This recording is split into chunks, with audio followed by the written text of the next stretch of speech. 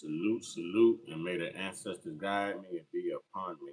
I come in the name and the justice and the sacrifice of my ancestors.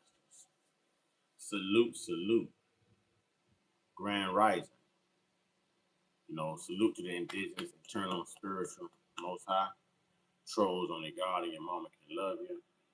And last but not least, one time, yeah. All right. In remembrance of my brother Jimmy McNair, Beaver, brother in the cut. Here we go, here we go. Where's me gold? I needs me shillings so I control. Fly high, big bro. Got you from here. All right. And troll we must, y'all. I know we do our black Charlie Jerks things a lot. Well, I'm doing it by myself now.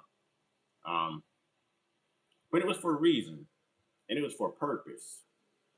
And the purpose was to debunk all of the mistruths and disavow all of the hatred and the bigotry. It's times like this in America, even referencing the Carmelo Anthony case, it's times like this in America where we question, are there any good people on the other side, in the other community? Is there a demographic of good people over there who understand? Or are all of them the same? And that's an unfair assessment. And it's an unjust assumption, okay, to deem other people as to deem one group of people of all being the same. I wouldn't like it if it was done to us, and I know that other demographic of people don't like it when it's done to them.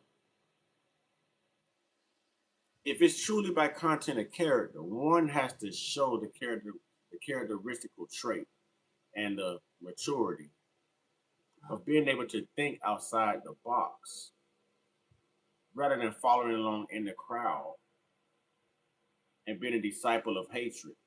We have to you have to exemplify this by the way you move, the way you think, the way you act, the way you rationalize things. And that's why it's become super hard to trust other people. But everyone's not the same, regardless of demographic. So this is what I'm getting at. This morning I took the liberty of doing myself some justice because I wanted some hope, y'all. I wanted some hope, in our family of white America. I needed to know that not all. I tell y'all all the time, there's white people and there's white folks, and I tell y'all I rock with good folks. I don't care for black people, white people, Asian people, Spanish people. People keep stuff stirred up. They keep drama going. But good folks, good white folks, black folks, good Asian folks, good Spanish folks, good whatever, man, they're enjoying life. They're so far past that drama, man. You'll never get that out of them. You understand what I'm saying? So I needed to feel like there was hope in the good white community. So I've taken time to find some. Basically, this is how we make America great again. Mind you, this guy isn't black. Go ahead. Crank the volume. We got you. USPS has increased daily package processing capacity by 46%. This gentleman, Danny. All right, and salute to Soulful Sister Space, who's getting the work done on YouTube, and thank you for posting these videos of these good white folks, these good white Americans, these real patriotic Americans. I appreciate them, and I appreciate you for posting them. I appreciate you for posting. F. Collins for TikTok is another ally, and he's making a difference. Take a look. I've upset white people, y'all. Well, I've been making them mad ever since I had this platform about 5 years ago, especially those in my community. They were raised just like me. They were propagated the same lies, the same stereotypes, the microaggressions, the same racism. I've been conditioned my entire life to regurgitate the same talking points, the same harmful rhetoric. 13% of the population commits 50% of all violent crime. Why didn't he just submit? Why didn't he just comply and leave the tent that day? It's the parents, it's the fatherless homes, it's the rap music, it's the culture. No, it's the victim mentality. Racism was so long ago. Stop being the victim. Take accountability. Pull yourself up by the bootstraps. I don't care if you're black, brown, purple, green, or yellow. You know the awesome part of this is, what are y'all gonna do? Come in here and tell this guy he's a perpetual victim? He looks like you. I did not think that there were any good brothers like this in existence within their community who saw things the way we saw it from a common sense standpoint, from a humane standpoint. I'm feeling this brother right here, man. This brother right here can come to the cookout any day. Any day. I'll gladly put my back next to his and fight with that brother. I'll fight on his side. Yes. Because that's what America needs. But the people we get in here, nah, they ain't the same people. That's the other demographic of that community that even he's talking about right now. They're not the same. So I want to show y'all good white folks, man. We spend so much time talking about, you know what I'm saying, the other community, the W community. I want to show y'all that there's good W people out there, man. You know what I'm saying? There's good W people out there. And he's talking about the Carmelo case. Y'all listen. Judge a man by the content of his character, not the color of his skin. And every time I hear these same tired talking points, I know exactly who I'm dealing with. I know who they voted for. But most importantly, I know exactly where they stand, what side of history that they are on. These are the same people who defend the Daniel Pennies of the world, who choked out Jordan Neely on a subway for acting quote unquote erratically. A man with mental health issues and homelessness never physically touched a single person, yet you defend. This is how I know the people that's coming up in here, they're just racist bigots or they're trolls. So this is letting me know that the good folks of W America really do see the truth. They're just not gonna own it, in which we already knew that. We already knew that. They're just not going to own The death of him, the lethal force. These are the same people who just a couple weeks ago defended Rick Chow, a store owner who chased a 14-year-old kid out of a store and shot him in the back, lethally. A fatal shot to the back because.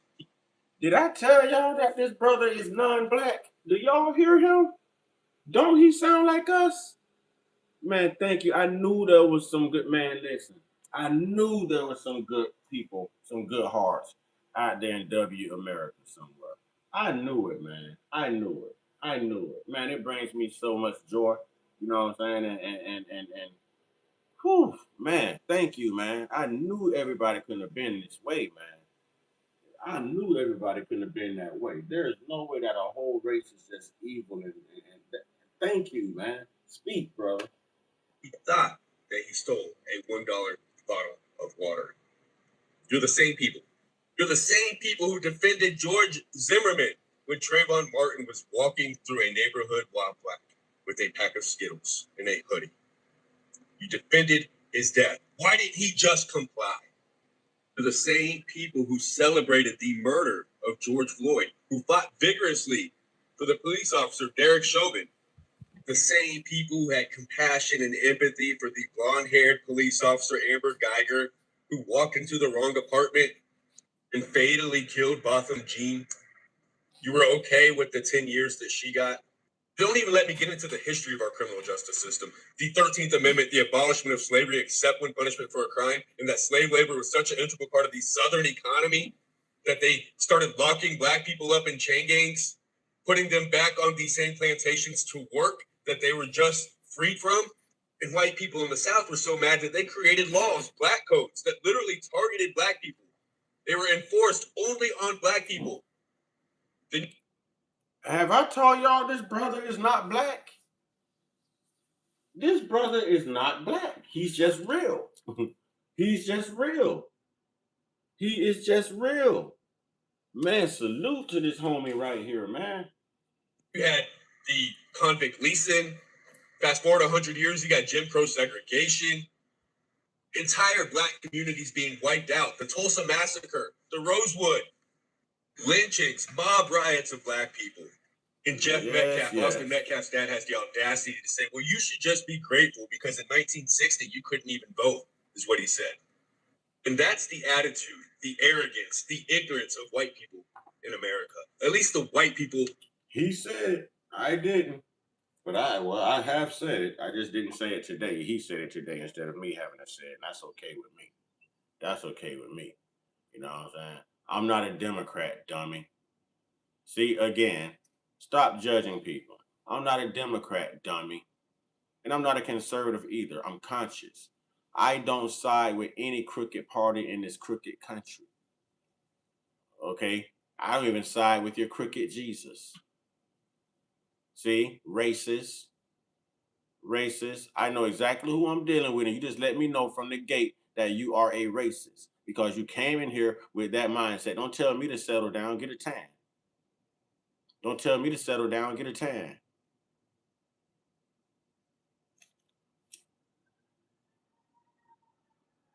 Who we know exactly who they voted for. It's the hypocrisy. It's the double standards. You are a dummy. You called me a Democrat first. Matter as a protest. Did you call me a Democrat first? So who came with the name calling first? Who made the assumption of who first? Come on, Austin Metcalf. Get it right, Austin. Get it right, Austin. Don't lie. Huh? Admit what you did, Austin. Come on, Austin Metcalf. Come on. You can do it, Austin. You came in with it. But just like Carmelo, I don't have to explain myself to you, man. I don't have to explain myself to you, man. One more thing out of you, bro. You're getting put up out of here. Point blank, period. That caveman mentality is not going to be tolerated here. You know what I'm saying? You said, yeah, Democrats did that. It's not all Democrats. It's the white conservatives, too. Majority of black people are Democrats. So I'm going to say it again, dummy.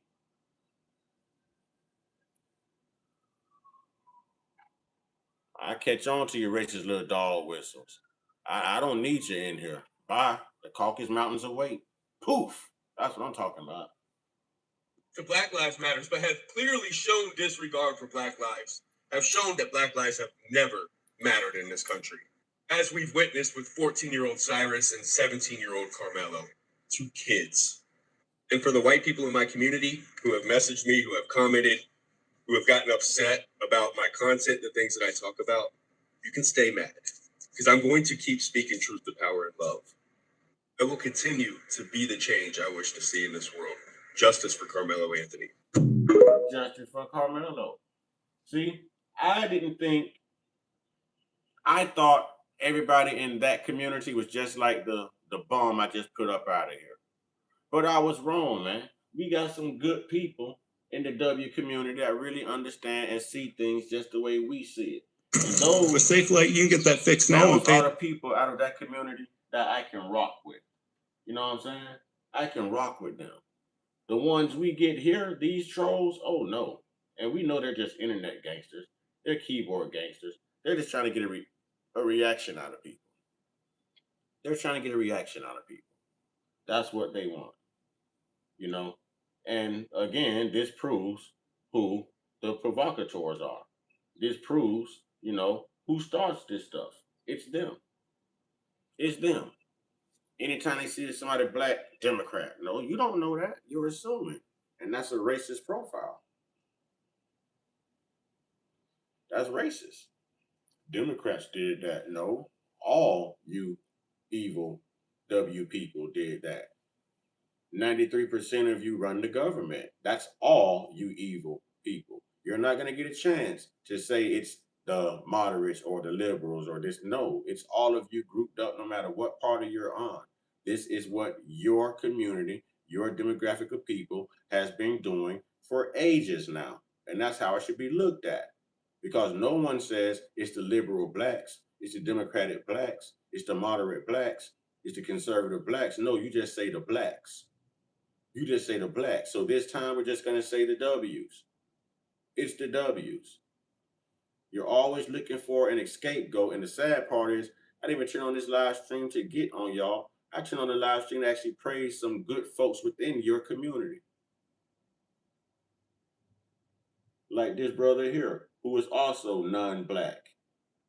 Anthony sentenced to 35 years in prison after being found guilty of murder. TMZ posts this picture of him going to prison, and it doesn't take long to see America's racism show up. The very first comment I read is, he won't be going to other people's tent no more.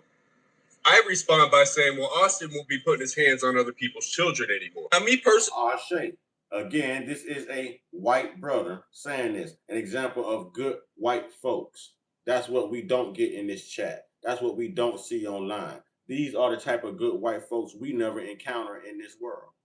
Maybe they all stay at home because they know the crazy folks out here, the crazy people. I don't know. But these are the people we never get to encounter. These are the people we never get to hang out with, you know what I mean? Share any social time with, you know what I'm saying? Chop it up, no nothing. No nothing. I don't want to go low. I love compassion and empathy. But if you want to go low, I will beat you in the trenches. Comments, general population's going to love you, laughing. I wonder if he's pregnant yet. I read other comments talking about he's not going to get chitlins anymore. He's not going to get fried chicken and watermelon. Your typical, stereotypical racism in America. I believe what happened was a tragedy. 2 young men lost their life that day. But I still stand on the fact that Carmelo Anthony did not stand a chance because of his. So, y'all tell me why we deal with all the racist bigots, but people like this young man right here, who happens to be non-black. Did I let y'all know he was non-black? I really want to let y'all know he's non-black. You know, so y'all can't say he's playing victim. Yeah. That's who y'all hear talking. That's who y'all hear talking. Race. And yes, racism played a huge part in it. The United States Constitution gives us a right to a speedy. Again, these brothers, no mask on, no nothing. They're not worried about racist white society because they know exactly how they move. They know exactly how they work, ladies and gentlemen. They're used to it. These brothers ain't worried. These brothers are speaking their truths. And they're absolutely correct in everything that they are saying. We told you it's about content and character, not about race. But you guys in Collin County, Texas, and this government and everything makes everything about race. Sometimes it's just about being the best possible version of you can be. You know what I mean? DA, I'm not answering any questions without super chats, DA. Now, I've given you enough grace, DA. How are you doing this morning, DA? What's up with you? What's up with you, DA? Trial to be judged by a jury of our peers. Well, Carmelo Anthony had an all-white jury, and they dismissed every black juror. Why does that matter? Because you have to understand the historical context of our criminal justice system. The 13th Amendment was the abolishment of slavery, except when punishment for a crime, meaning that crime became the legalized loophole for slavery. Slavery can be legal as long as we label people criminal. So for young black defendants in the United States of America, they are not afforded. This brother is spitting, and salute to Soul Sister Space, Soulful Sister Space. You know what I mean? For these videos and this content, you know. Y'all go over and subscribe right away. Subscribe right away. Subscribe right away. The presumption of innocence. Their fear is never reasonable. Carmelo Anthony's experience is not worthy of validation. His story not to be believed. In fact, every action that Carmelo Anthony took was viewed through the lens of suspicion because his very existence is suspicious to racist white America. Why did Carmelo Anthony carry a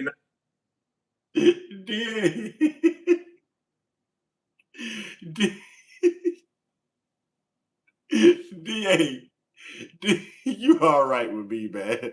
DA, you probably one of the best, funniest trolls I get. I don't even know if you're subscribed to me or not, but you're all, listen, brother, you're always a joy, man. All right, DA, you'll be the only one I read without any super chats and stuff, you know. DA say, y'all got to remember DA from Boston. They don't pronounce their R's, you know, so car is like car. You know what I'm saying? Water is like water. You know what I'm saying? Water. Something like that. I ain't got the accent. I suck with the Boston accent. But he goes, We don't say our R's, and racist has an R. So how can I be racist? Does that mean you're an acist? You're an acist. DA, are you an acist? A acist? That's a good one, DA. That's a good one. What you up to, man? How you doing this morning, brother? Why didn't he just get up and walk away? Why was he in other people's tent? Didn't ask the questions like, why did Austin Metcalf greet him with hostility? Why didn't Austin? All right, DA, you keep coming in here every time I'm live now. I'm gonna get offended if you stop coming in here, DA. If I see you stop coming, it's gonna be a problem now, brother. Cause you always here. You know what I'm saying? You make sure you bring the first troll of the day, and I'm all right with that, man. At least you know how to troll and you know how to be a sincere human being. You funny, you know what I'm saying? I get it to you. You funny, man. You ain't coming in to cause any problems. You just come in to get your attention, troll, cause a good laugh. I know what you're doing, brother. You all right with me, man. Metcalf extend grace and kindness to him? Why didn't he offer him some water or a Gatorade and an opportunity for refuge to get out of the rain? Why did Austin Metcalf find it necessary to feel like he was the authority, that he was the gatekeeper of a tent? Did I mention that this guy talking is also non-black? I mean, we are listening to good white folks. I mean, I knew they existed, but I didn't know how to find any or where they were. But listen, man, listen, all you bad white people, y'all need to listen to these good white people right here, man. The good white folks, man. They are telling you right. That's just like black people listening to the wrong black people. No, we can't do that. We'll crash out. We gotta listen to the good black people. You know what I'm saying? You know what I'm saying? DA, you gonna keep me in check? DA, how about you just write me a check? No, DA, don't write me a check. Your checks look like they bounce. Your checks look like they don't clear. No, never mind. Never mind. Why didn't he go to the authorities, to a coach?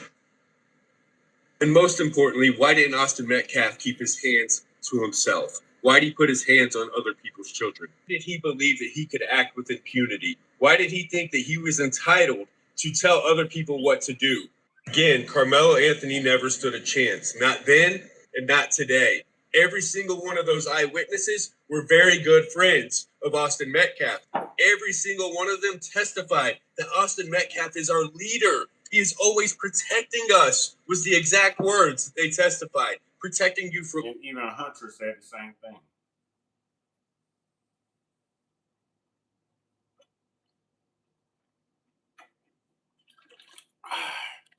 Man, it's just something about ice cold apple juice, man. What?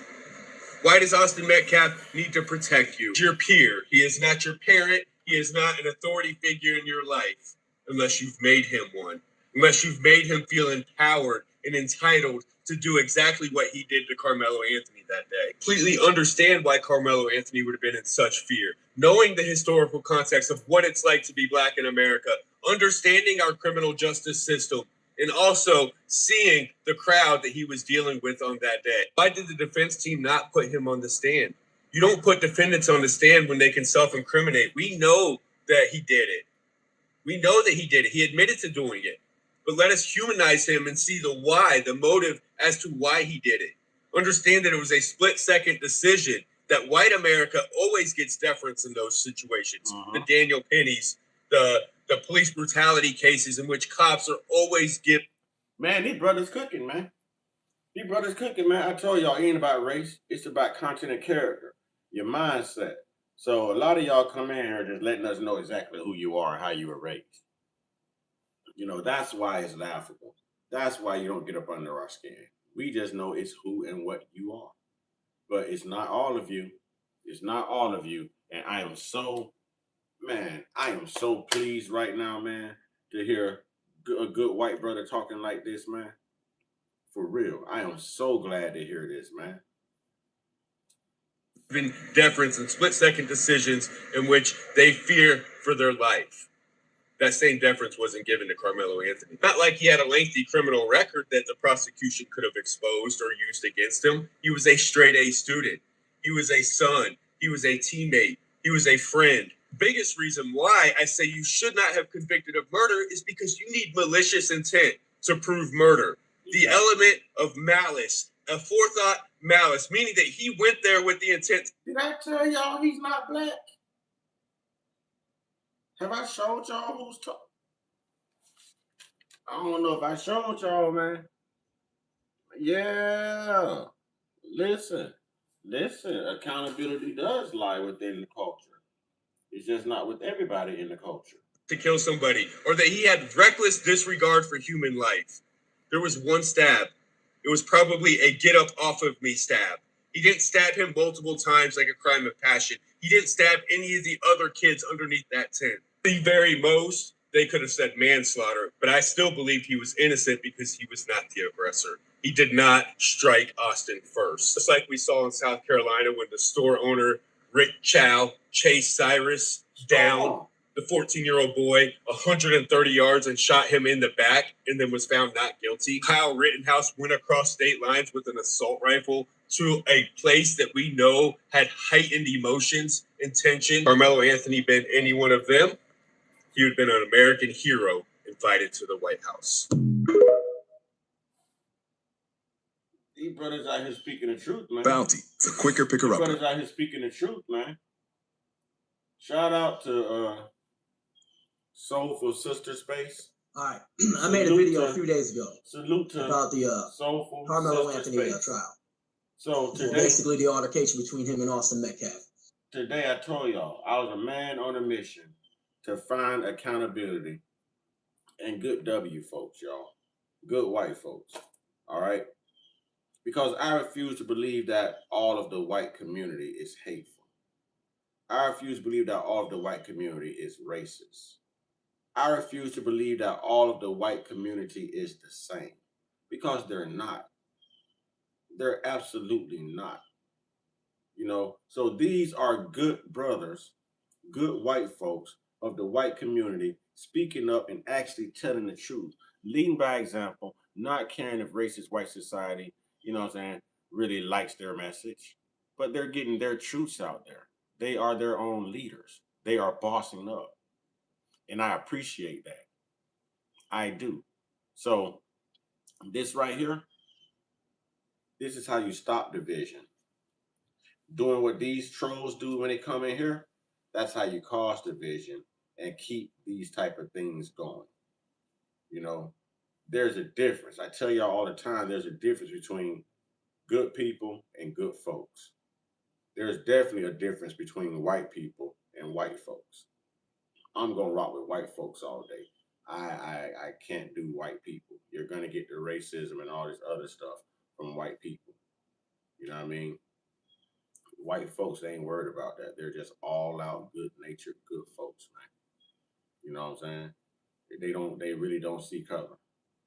They don't see color.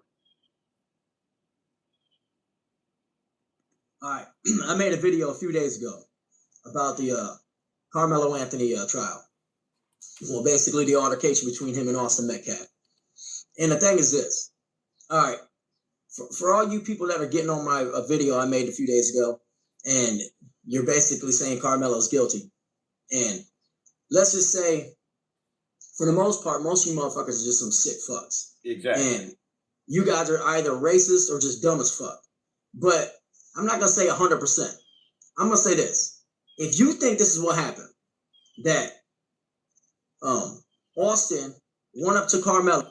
Y'all notice these people speaking are non-black. This is how I know there's good folks in the white community. And this is how I know that the W people we're getting in here are just a racist bunch. You understand what I'm saying? It's just a racist bunch. All right, Storm. Thank you, Storm. She says like, share, and subscribe. Hype the video. All right. Sweetheart, if you can post that cash out for me, I would greatly appreciate it. You know what I'm saying? I greatly appreciate it. By himself and just was like, hey, man, you got to get up out of here. And just did that. And then Carmelo stabbed him. Hold on, y'all. Yeah, it makes sense why you would think you got to get up out of here. and just did that. And he was like, hey, man, you got to get up out of here. And just did that. And then Carmelo stabbed him. Yeah, it makes sense why you would think Carmelo should go down. If that's the only context you believe that happened, then yeah, it makes sense to you that, and I would agree with you, damn, that's all that happened, he shouldn't have stabbed him. But that ain't what happened. And the fact that you're omitting everything else makes you a sick piece of shit. And I'm going to tell you why. I'm going to tell you like this. All right, say this happened. Say me and any three motherfuckers that you know, yourself included, went to a bank. We all know each other. We go into a bank and you have no clue what I'm doing. You just assume that what I'm about to do is just withdraw some money. And I decide without... Y'all listen to what he's saying. And then I want y'all to think about how everyone walked up on Carmelo Anthony. And how everyone could have told Austin or Hunter, hey man, this ain't cool. Stop this. But no one did that. No one did that. This brother is giving a great analogy right now. A great analogy. Y'all listen to how he's saying this and then reference it back to what took place underneath that tent April 2nd of 2025, ladies and gentlemen. Letting you know that I'm about to go up in that bank, and then right when we all walk in, I say, I pull out a gun and I say, all right, everyone put your fucking hands up. I'm robbing this bitch. What are you doing? Think about that for a second. What are you going to do? Right? Think about that. Are you going to do this? One or two things. Are you going to stand there and be like,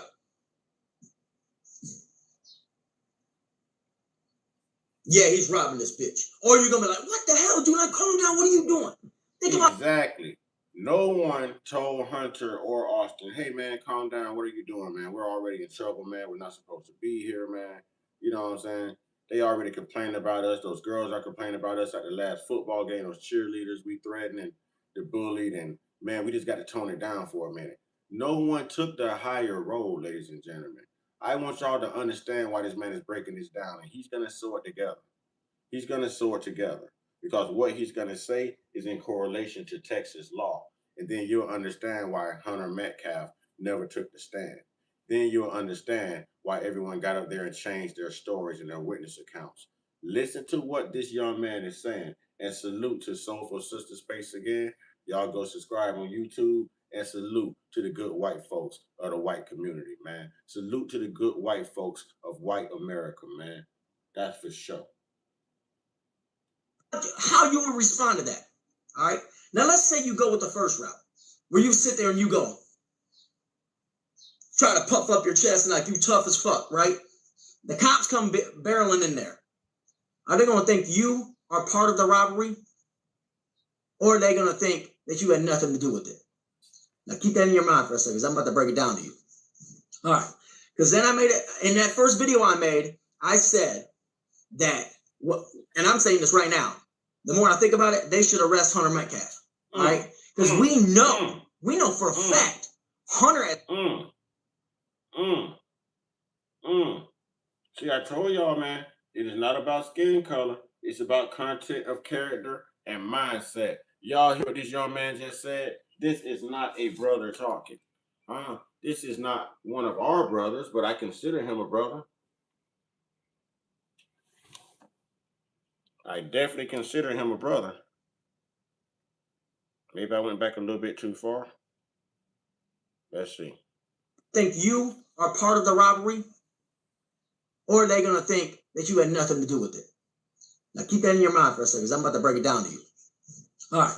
Because then I made it, in that first video I made, I said that, and I'm saying this right now, the more I think about it, they should arrest Hunter Metcalf. All right? Because we know for a fact, Hunter had something to do with what happened between Austin and Carmelo. How do we know? When the shit first went down, what did Hunter say? We. You doing, he didn't good. say How you doing? Austin. He didn't say I. He said we, meaning him and Austin and a couple other friends were telling Carmelo what to do. They were telling Carmelo what to do. You can't omit that out of what you see, and they're omitting that. Man, I told y'all there was good white folks mixed in with the white people. I told y'all there was good white folks in the community of white people. We just don't run into these type of good white folks all the time. This is a rarity, especially if you're black. You don't run into good white folks like this who is going to tell the truth and stand 10 toes down regardless of any racism that they face from their own community, regardless of being ostracized. They know that their community is going to come with death threats. They don't take all of that mess serious. These are real, authentic human beings, y'all. They're not followers, they're leaders. And they're speaking up from the white community. I'm loving this right now. I'm loving this right now. I'm loving it. Because now we know that there are good white folks out there. Now we know, we can confirm that. We can validate that. We can validate that they all are not the same. They all are not evil. They all are not racist. All right, the storm says, right is right, wrong is wrong. The last man standing will always be the truth. There it is, man. There it is, man. So yeah, this is bringing me joy. Y'all know how we used to hearing them talk. Y'all know they rhetoric. Y'all know they bigotry. So to hear this and know it's coming from a genuine place, man, it's everything. It's everything to my black ears right now. It's everything to my melanated hearing right now. Everything. I'm enjoying this like the last slice of mama's apple pie, y'all. I'm enjoy this. Think how Carmelo's guilty. You can't omit that. You can't say that happened and then leave that out because Austin's the one that put his hands on Carmelo. You can't omit the fact that the rest of them were involved. Why can't you? Because in the state of fucking Texas, the multiple assailant, there is a fucking law. Multiple assailants are the equivalent of a weapon. So the fact, and don't lose me here. The fact that they all approached Carmelo and they all were telling him what to do. All right, now think about that for a second. You have no right to say that. For one, Carmelo ain't got to listen to what they fucking say. He can sit where the fuck he wants. He ain't got to listen to what them motherfuckers say. If they tell him to move, he can decide to move, or he can just sit the fuck still. Your problem, that's how I know you got some sick fucks. Your first thought is to say this, that Carmelo was the provoker because all he had to do was move. Wait, you know what the initial thought should have been? All they had to do is not fucking put their hands on him and tell him what to do. That's all they had to do. All they had to do was go run and tell the coach. But they didn't. They decided that they were the authority and they owned his black body. That's what they acted like. This brother is speaking, y'all. Did I tell y'all he wasn't black? Have I told y'all this man wasn't black? I mean, he's not black. He's not one of us. He's not like us, but he's human like us. He's human like us. Yo, come on, man. This is great for white America right now. Own his body and they get to tell it where to be. No, they don't. All right. So who are you to say that Carmelo sitting down, who never got up, has to look up at Austin because you think there was only Austin involved? But like I said, Hunter already admitted that he was. Man, let me say it again because we don't encounter this enough in black society, man. Thank you and salute to these real cool, you know what I mean? Like good white folks, good brothers. You know what I'm saying? Good brothers.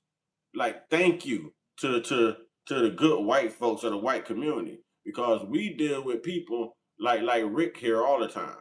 You know what I'm saying? Rick would be the epitome of the people we deal with. Look how Rick just bust up in here. You know, Rick is the type of person we're used to dealing with from your community. So to hear these genuine white brothers speaking, these good white folks who know how to be accountable, who know how to tell the truth, who see things from a humane standpoint and a righteous, judgmental perspective, salute to them and screw you, Rick. Is involved too.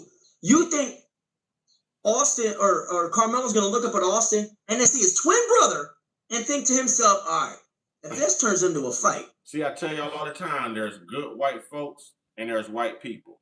Rick would be white people, all right? If he's white, you know what I'm saying? He could be a Dalmatian for all we know. He could be a conservative grifter who looks just like me. You know what I mean? We don't know. But right here talking, These are good white folks. You know what I'm saying? These are good white folks. You have the right to stand your ground. You're not gonna let nobody walk up on you, Rick, and mistreat you and disrespect you in your space, Rick. Cut it out, Rick. Cut it out, Rick. Cut it out, Rick. Stop it right now, Rick. Rick, you know the man in you is not gonna allow nobody to walk up on you and disrespect you blatantly. Rick, you know you're not gonna turn around and turn the other cheek and walk the other way, Rick. Rick, you know if you're in the right, Rick, you're gonna stand 10 toes down on your righteousness, Rick. You know how I know that? Because I'm a man just like you, and it's the very thing that I'll do, Rick. We come with egos and pride, Rick.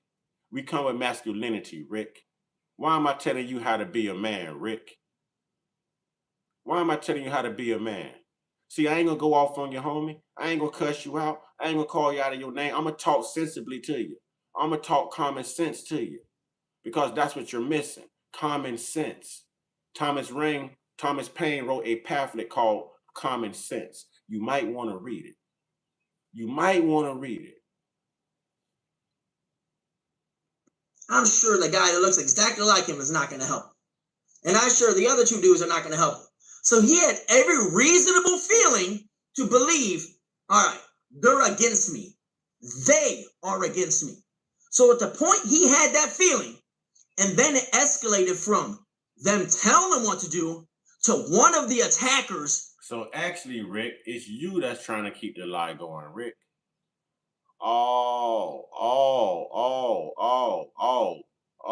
My brother from another mother done came in here and caught a body. What's up, drunk Uncle Matt Moo? What's up, my brother from another mother? He done came in here and caught a body. Oh, oh, the storm of Lisa Barnes says, lie. That's a content creator. He's telling an account of the situation at hand. Exactly. He's the one that's keeping the lie going. And Rick don't even look like he's white, y'all. Rick looks a little dark. You know what I'm saying? Rick don't look like he got no milk in his coffee, y'all. Y'all click on his profile picture. And y'all go to his page too. Go visit Rick page, y'all. Maybe y'all should go leave some comments on Rick page and let all his followers know exactly how he is and how he feels. You know, common sense would be keeping your hands to yourself, Rick. Rick, common sense would be keeping your hands to yourself, Rick. Huh? That's common sense, brother. Common sense would be respecting other people's space and keeping your hands to yourself. J Dub, what's good? So, tribe, since y'all in here, I'll let y'all deal with Rick. Okay, I'm gonna go ahead and about my business. I know my tribe. I love my tribe. I trust my tribe. I have the best tribe in the world. I know the uncut squad. You know what I'm saying? Moderator tribe. I know y'all got this. You know what I'm saying? So I'm gonna go back to my content and I'll let y'all deal with Rick. Putting their hands on them. That's multiple assailants, you stupid fucks. The moment that happened, you can't just omit that because you can look up the law. One of them has to attack them. Not all of them, just one. Once one of them does, and they were all involved, they're accomplices. The same way you're in that bank, if you're standing with your chest puffed out and you ain't trying to stop me, right? And even if you ain't trying to stop me, you ain't letting it be known, look, I ain't got nothing to do with this shit. They didn't do that. They didn't say, yo, Hunter, what are you doing? Or Austin, what are you doing, dude? Just calm down. They didn't do that. They stayed there in an aggressive nature, showing Carmelo, we are in solidarity with this boy. We are against you. The fact that they did that makes them all accomplices. That's why it's a big deal. It doesn't matter if they all put their hands on him. One of them did. One of them did, and they were standing there trying to intimidate. I want to ask a question because Rick looks black to me. Let me ask a question.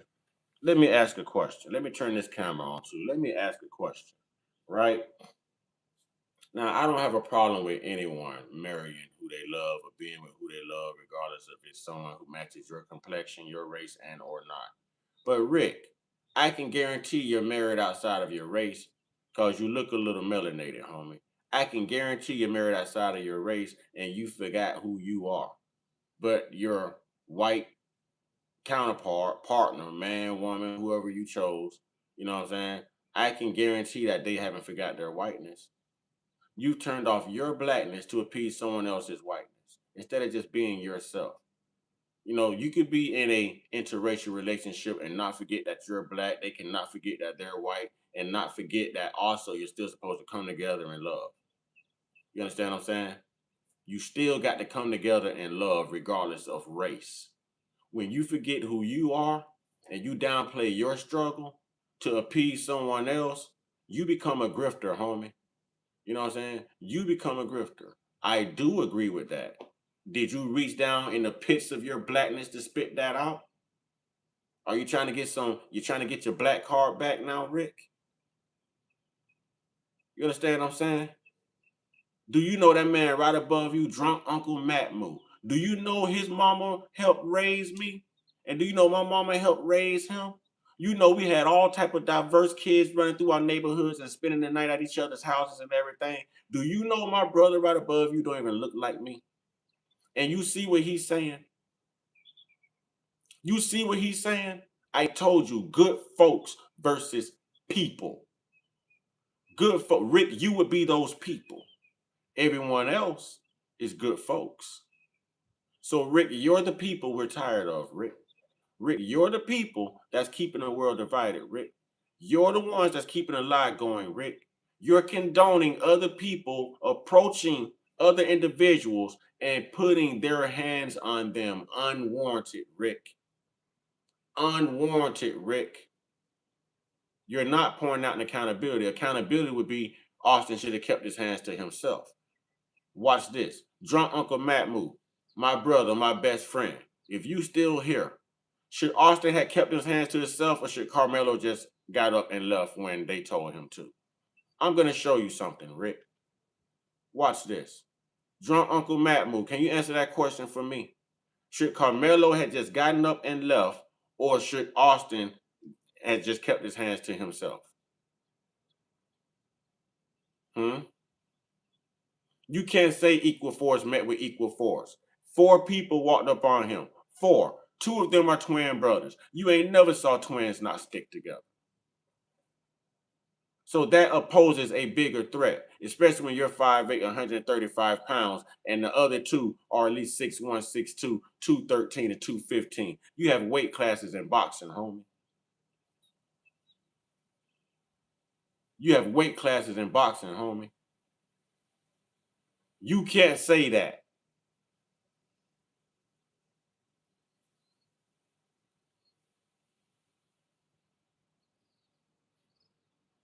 Okay, drunk Uncle Matmu says, words are words. Don't touch people unless consent. See, thank you. So Rick, you're just one of those people. You're just one of those people, and we are just great folks.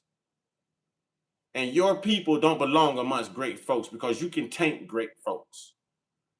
You're not going to taint us. You're not going to bring your parasites in here. You're not going to do that. But I'll throw you back to the wolves. I'll throw you back to the tribe. You know what I mean? I'll throw you back to the tribe because common sense is exactly what my brother just said right here. Drunk Uncle Matmu says, words are words. Don't touch people unless consent. There it is. In a nutshell. In a nutshell. There it is. So I'm telling y'all, no. You have white people like you got black people, and you got white folks like you got white people. You know what I'm saying? And the white folks are great. But the white people, you got to watch them because even Rick Black ass identifies as white people. That's how we roll around here. See, Matt black as hell. Matt is an albino black.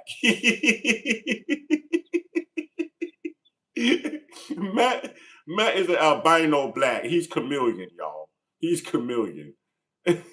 Sticks and stones, like Mama said. There it is. You can talk all day, but just don't touch me. So when Carmelo said, touch me and see what happens, that is your warning right there. I'm going to stand my ground. I know there's a lot of you here, and I'm going to do whatever I have to do to survive because y'all are bothering me. I'm not bothering you. I'm not a coward. I don't have to run and flee. You don't run me. You don't own me. You can't touch. What, did you just touch me? Did you just touch me again and see what happened? Okay, you touched me. Punch me and see what happened. He gave him multiple ways out. multiple ways out to still be alive and breathing. That boy is gone because he's a heathen. Because of his mama and his daddy's teaching. Austin Metcalf is no longer breathing. Keep your hands to yourself no matter what race you are. And what makes this look even worse is these twin boys are trained in jiu-jitsu. The first thing they teach you is to de-escalate, to walk away. So you know who should have walked away? They should have. They were registered. Just the fact that they touched Carmelo and they're registered, that should have been a charge. Illegal use of their hands. They're registered. Their hands are registered as weapons. Y'all are not understanding this.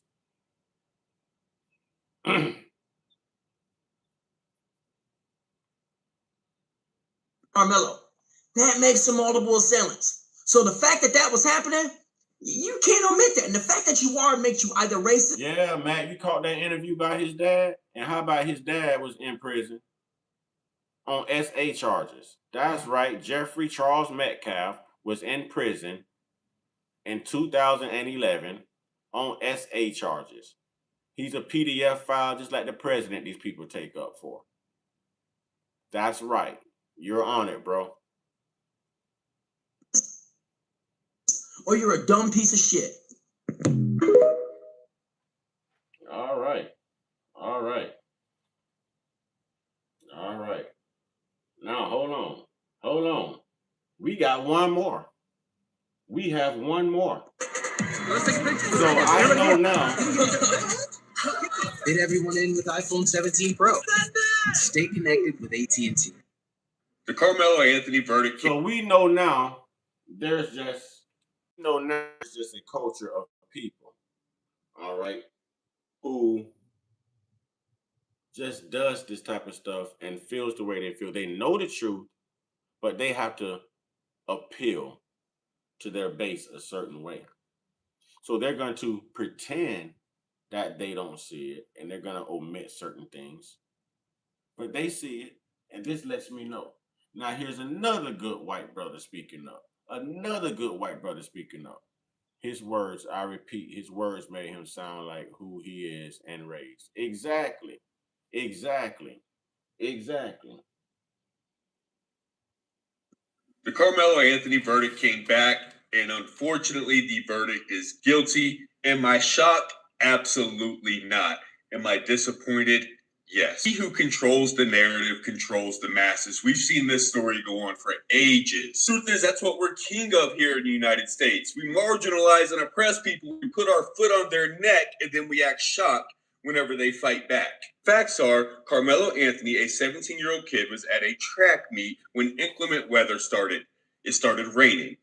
His team did not have a tent at the track meet, so he went over to another tent to get out of the rain. He just happened to see somebody that he knew under the tent and went and dapped him up. Visualizing this story now, a young black kid from opposing school that nobody knows probably carries himself in a way that they don't deem normal, and he is met with resistance by white kids with an entitled. And see, he's on it. So tell me how these great white folks in a white community can tell the truth, but the demographic of hateful people within the white community can't tell the truth. I told y'all it's not everyone. I told y'all there are great white folks out here. You just can't trust the white people. You can trust the white folks. You can't trust the black people. You can trust the black folks. You understand what I'm saying? I don't even trust black people. I trust black folks. Screaming.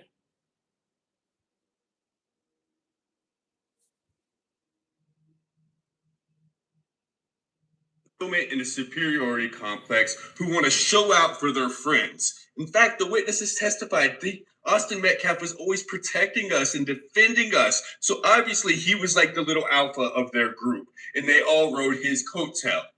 Metcalf beats his chest and says, "Let me show out for these people here. Let me show them how tough and brave I am." And he goes over to Carmelo Anthony and tells him to leave. So Anthony refuses. Make me. You move me if you want me to leave. You're not going to sit here and show out in front of all your friends with me. You're not going to try to embarrass and humiliate me.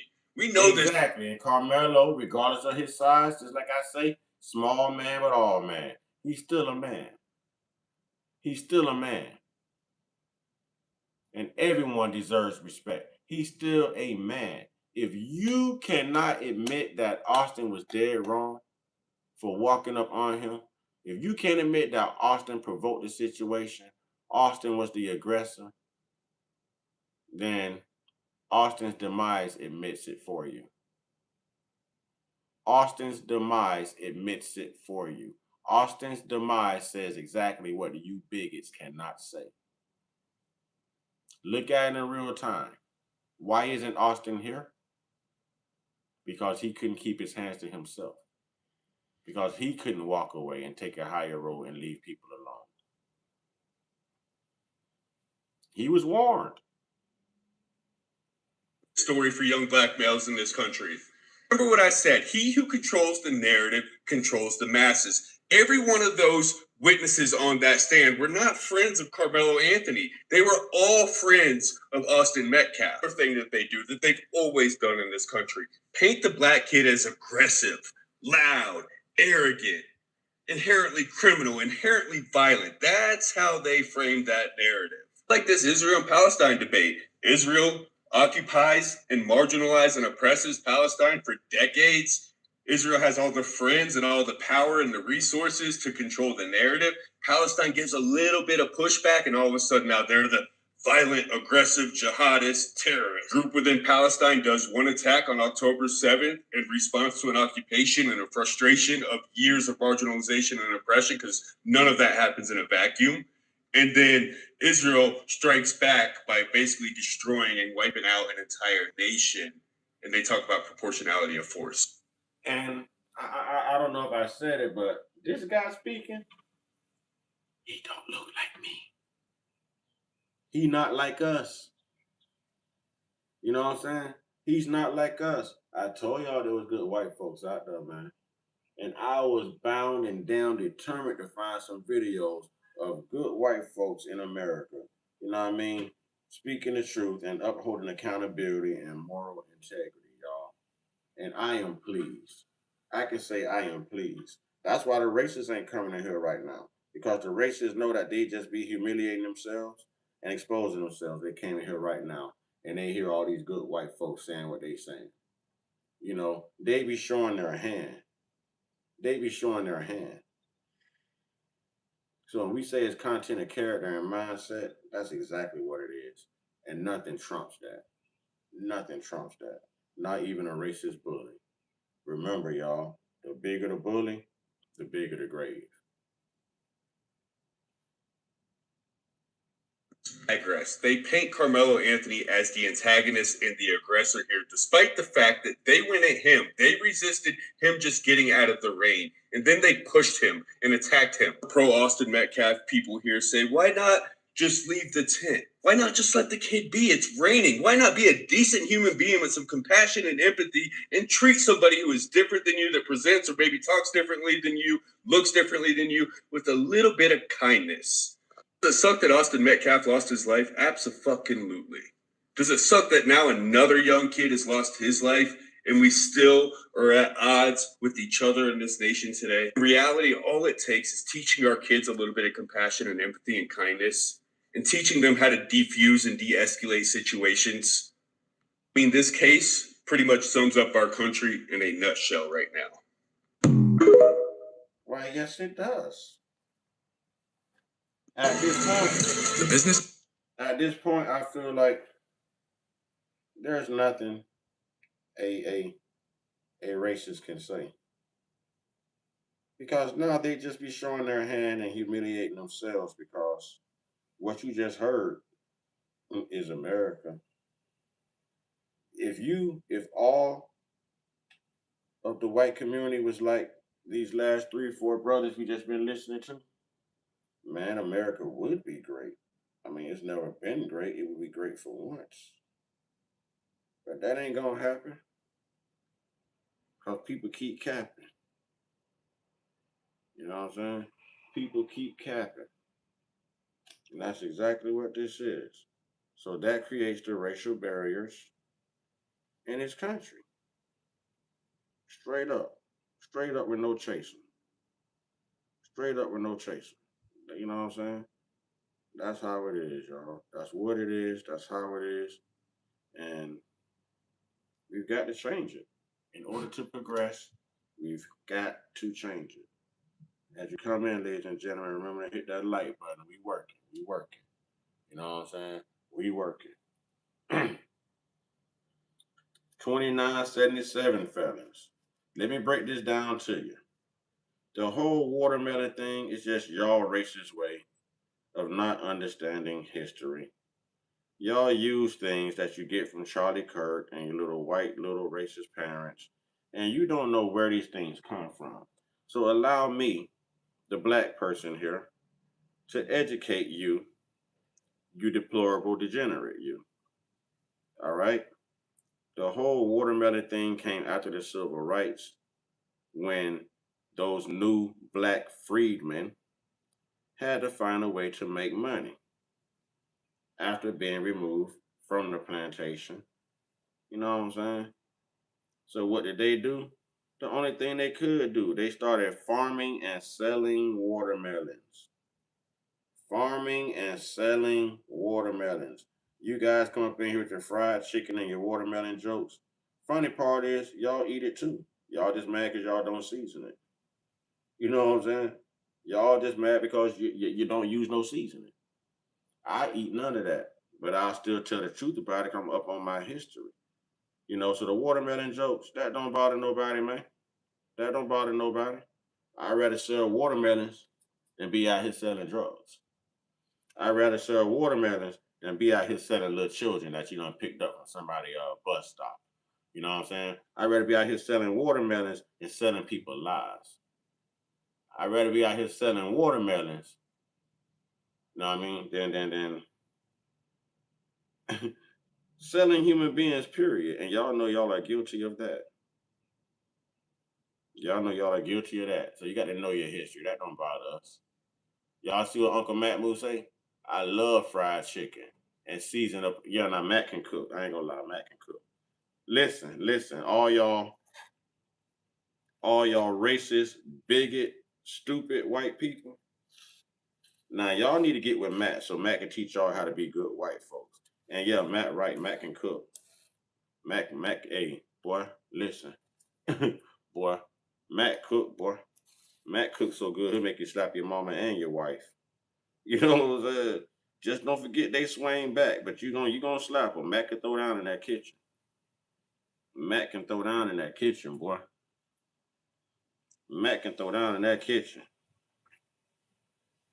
You be glad to see Matt walk in that kitchen, boy. Matt make everything from scratch too, homemade, homemade.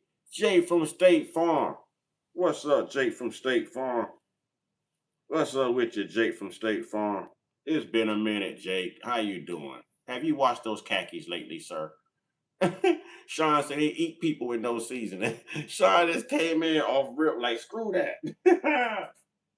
Sean said he on his hit back, kick back, get that type energy right now. You know what I'm saying? Yeah. Hey, nah, but seriously though, boy, Matt can throw down in that kitchen, boy. Matt can throw down, boy. I ain't gonna lie to you. Matt, I'm telling you, everything is homemade from scratch. From scratch. Did I say from scratch? Yeah. When I get rich, I'm gonna hire Matt to be my personal chef. Yes, buddy. That's gonna be my chef. You know what I'm saying? That's gonna be my chef. I'm gonna have to pay his wife too, though. I'm gonna have to pay my sis too. Cause shoot, she don't want her man cooking for other people. So if it's a profession where his culinary ass, you know what I'm saying, he got to get paid for it. So sis, I'm gonna have to pay you to loan me, you know what I'm saying, my brother for a chef. You know what I'm saying? Yeah. Jake from State Farm. Who you saying tastes like spam? Jake from State Farm. Who are you saying tastes like spam, Jake? Jake, not spam. Jake from State Farm. Who tastes like spam? Jake, who tastes like spam, Jake? Golly, Jake from State Farm. Who tastes like spam? Oh, Buffalo Bill, you got caught slipping. See, that's why I trust my tribe, man.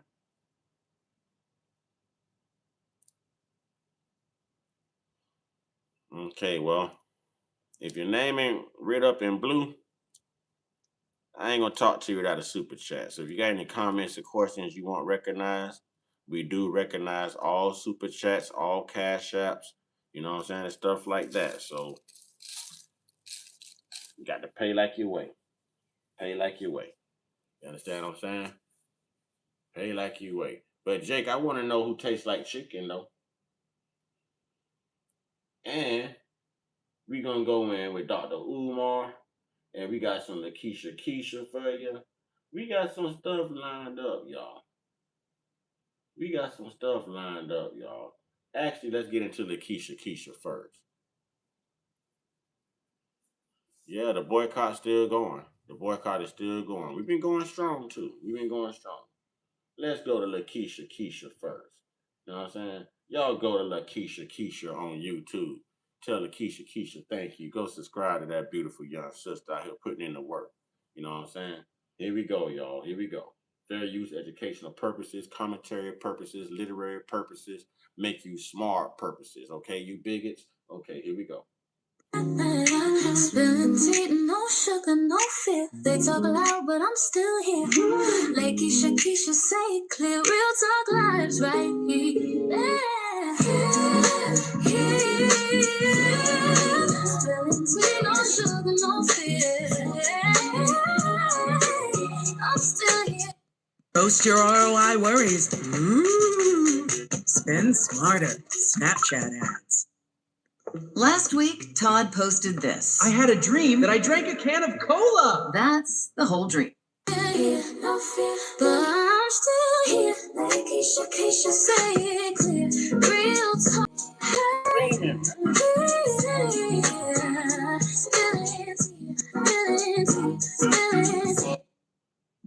All right, guys, make sure you are liking the video. Welcome to the channel. Be true.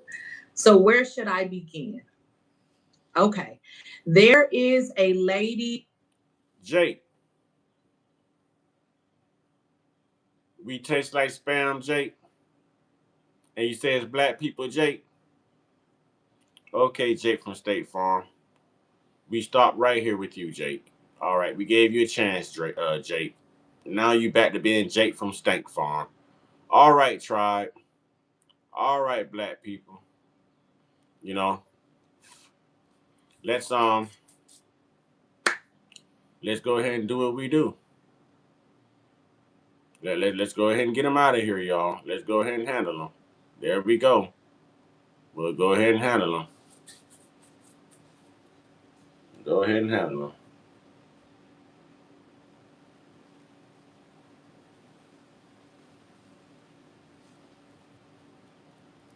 Let's go ahead and handle them.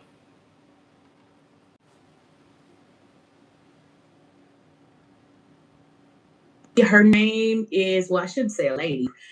She was a judge. So she was a judge. Her name is Susan Wooten. Susan Wooten. Let me get my notes here. So Susan Wooten was a judge. Okay. Let me get my notes because it was a lot. I was overwhelmed. It was just so much information. So let's go back.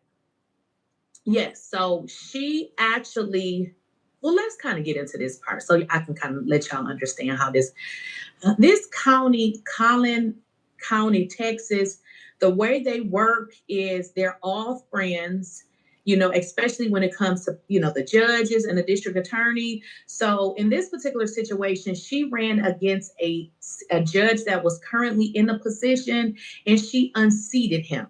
Okay, so she pretty much won. I mean, that's, you know, pretty much what people do. And when they want to take your job, they run. We are about to expose John Snow Roach from the Carmelo Anthony trial, the judge. and his father. You know what I'm saying? Snow Roach Sr. and Snow Roach Jr. Y'all check this out. And for your position. Well, let's get into what happened to her. Now, let's go back to this happened in 2008. Susan Wooten, she defeated the incumbent judge, which was a judge that was already in that position. He was a Republican judge, but she actually won his seat. Now, she ended up suing them after, honey, they wrongly convicted the lady. So let me kind of let y'all know what happened. After she won his seat, they trumped up charges against this lady and convicted her. She ultimately, the relevance with this particular case is that it involves, the judge that, sat on the trial court for Carmelo is his daddy, y'all. So his daddy was the district attorney, and she sued him too because she said he was doing things that he. The whole Roach family is crooked.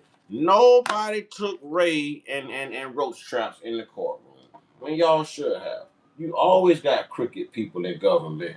The government's always been ran around by these crooked people, man. By these crooked individuals, man. All the time. All the time, ladies and gentlemen. All the time. Let's get it. Shouldn't have been doing with getting her prosecuted, so getting her convicted. So it's a whole big long story. I want to show you guys something that I was able to find online. Now, I literally had to go to the case. The thing about this, guys, you can probably find a couple of videos on this. There is literally no videos, but I was able to find this one. Now, ultimately, this is where it gets crazy, guys. The number one reason why they convicted this lady because they wanted to remove her from the bench. So what they ultimately kept telling her is if you just leave, we won't convict you. If you leave, we won't convict you. How do you tell somebody after they won their position, just leave? Go away and we won't convict you. So she didn't do it. So they ended up convicting her. So what you're going to watch right now is after she's convicted, right? Now they move to take her her bar card essentially, because what they're saying is you were convicted of a crime. We don't want you to practice law, because what they really don't want her to do is they don't want her to come back as a judge or none of that. So they really want to finish her and get rid of her. So I kind of want to let you guys see some of that. Okay, so let me play that video. Before to relitigate the underlying convictions. The 12 members of the jury in the underlying case have already convicted respondent of these crimes. We will strenuously object to any attempt to collaterally attack those convictions. Lastly, I'd like to emphasize that through the disciplinary system, we are called upon to protect the integrity of our profession. We're also called upon to protect the public. Allowing the respondent to keep her law license after these convictions would undermine both of those callings. At the close of the evidence, the commission will ask the board to exercise its discretion and disbar respondent Suzanne Wooten. Thank you. So after she received the Texas is definitely corrupt, especially Collin County, Texas, especially anyone with the last name Roach has resided or had any type of government authority. Yes.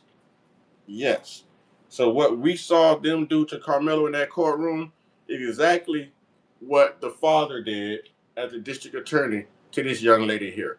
Simply just because she beat out the incumbent. Simply because she beat out a sitting judge that they knew that they could manipulate and use. He was part of their circus ring, so to speak. And they were upset that she came out of nowhere and beat him.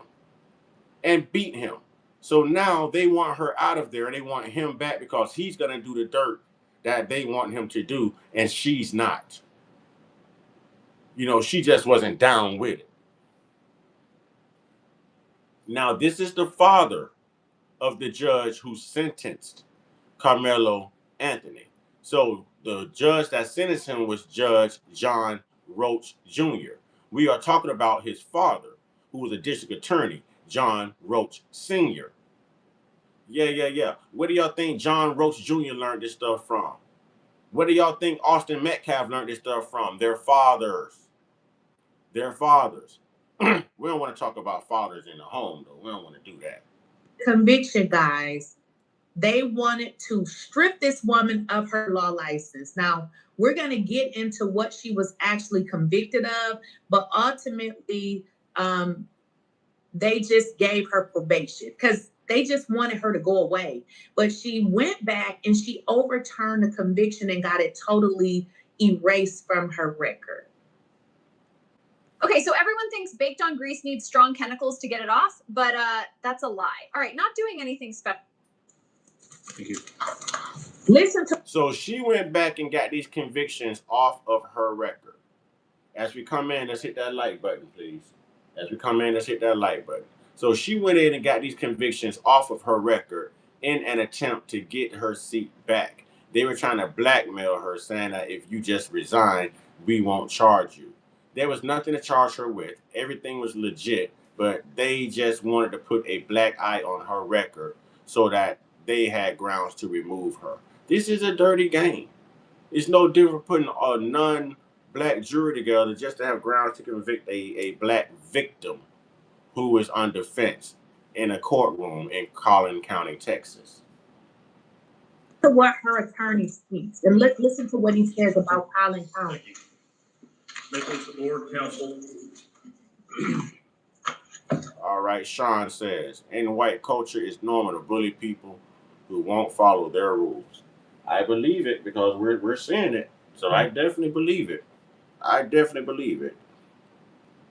We're seeing it. So I definitely believe it. Discretion. That's why we're here this morning. This was a slam dunk, like the state is alleging that it is, because there's convictions. There would be no need to have a hearing. No need to have a 5-hour hearing, which I know is very rare for this board. For you to exercise your discretion, which means to either disbar or to suspend Judge Wooten for the period of her probation, which there's no dispute here that her sentence was fully probated, so it is under the rules. You do have to look behind the conviction. I have no intent to relitigate what happened, but I think every lawyer on this board understands that sometimes juries do get it wrong. And if I had a jury of 12 lawyers, you're going to hear evidence from judges. One judge in particular, district judge in Collin County, as we go through this hearing, that said, there is no way these bribery counts would withstand appeal. He's board certified in criminal law. The politics of Collin County are amazing. Something that I have never seen before. I grew up in Collin. Oh, he's telling the truth. It is amazing. It's something we ain't never seen before. The politics is amazing. It is amazing how the Constitution says you have the right to face a jury. Well, the Constitution says you have the right to be judged by a jury of your peers. But yet, the politics in Collin County says, you got the right to be judged by us whites only. And I don't want to hear nothing about Asians and all of that. All of them were non-black. That makes all of them white. All of them white. All right?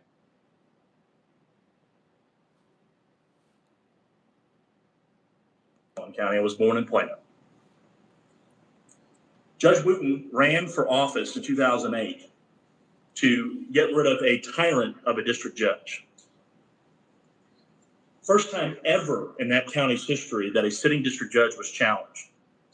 How dare she, for the first time in that county's history, challenge an incumbent? They were enjoying their appointed. Did you guys hear what he said?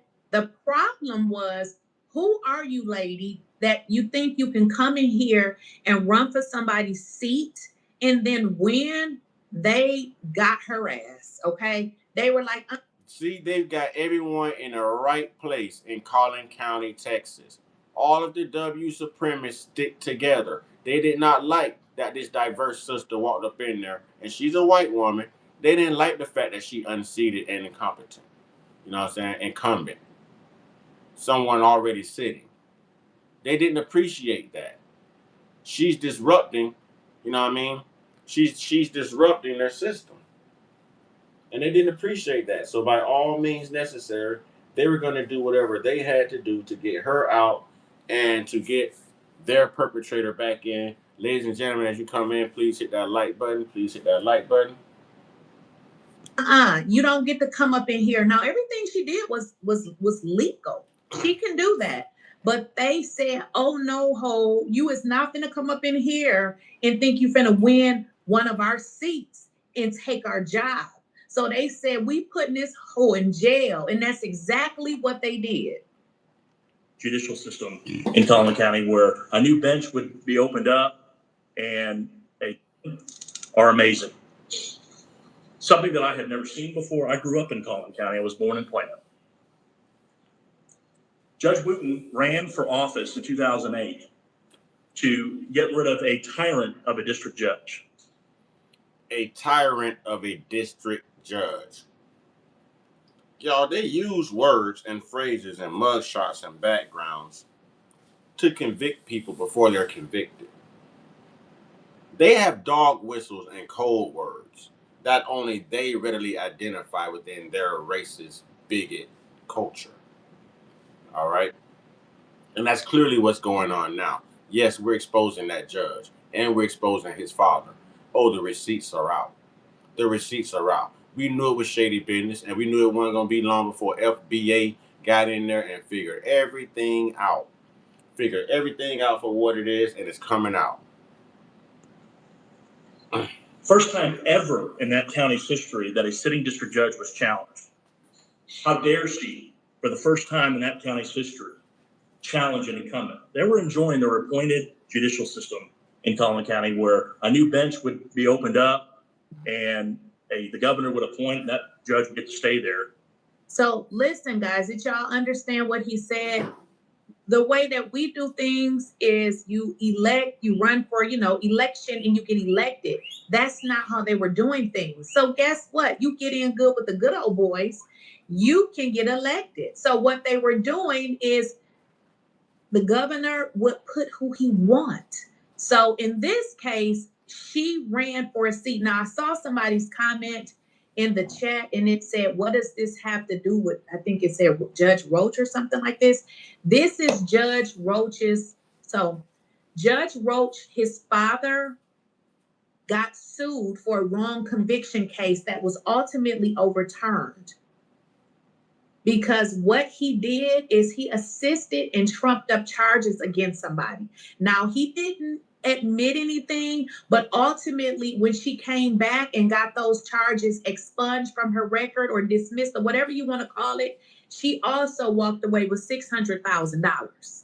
So that should tell everything you need to know. For life. Things were changing in Collin County. Rules. This is not a forum to relitigate the underlying convictions. The 12 members of the jury in the underlying case have already convicted respondent of these crimes.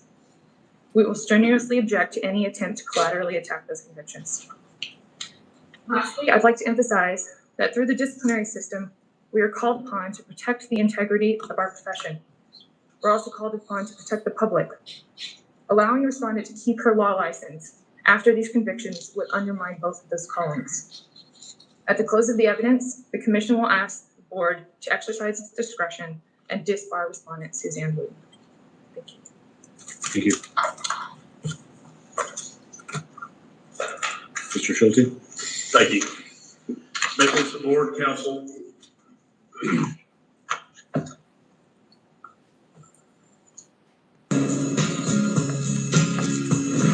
This is how dirty they are, ladies and gentlemen. This is how Collin County works. This is how Collin County works. Because truthfully, that trial should have been moved to another venue. Truthfully, that trial should have been moved to another venue.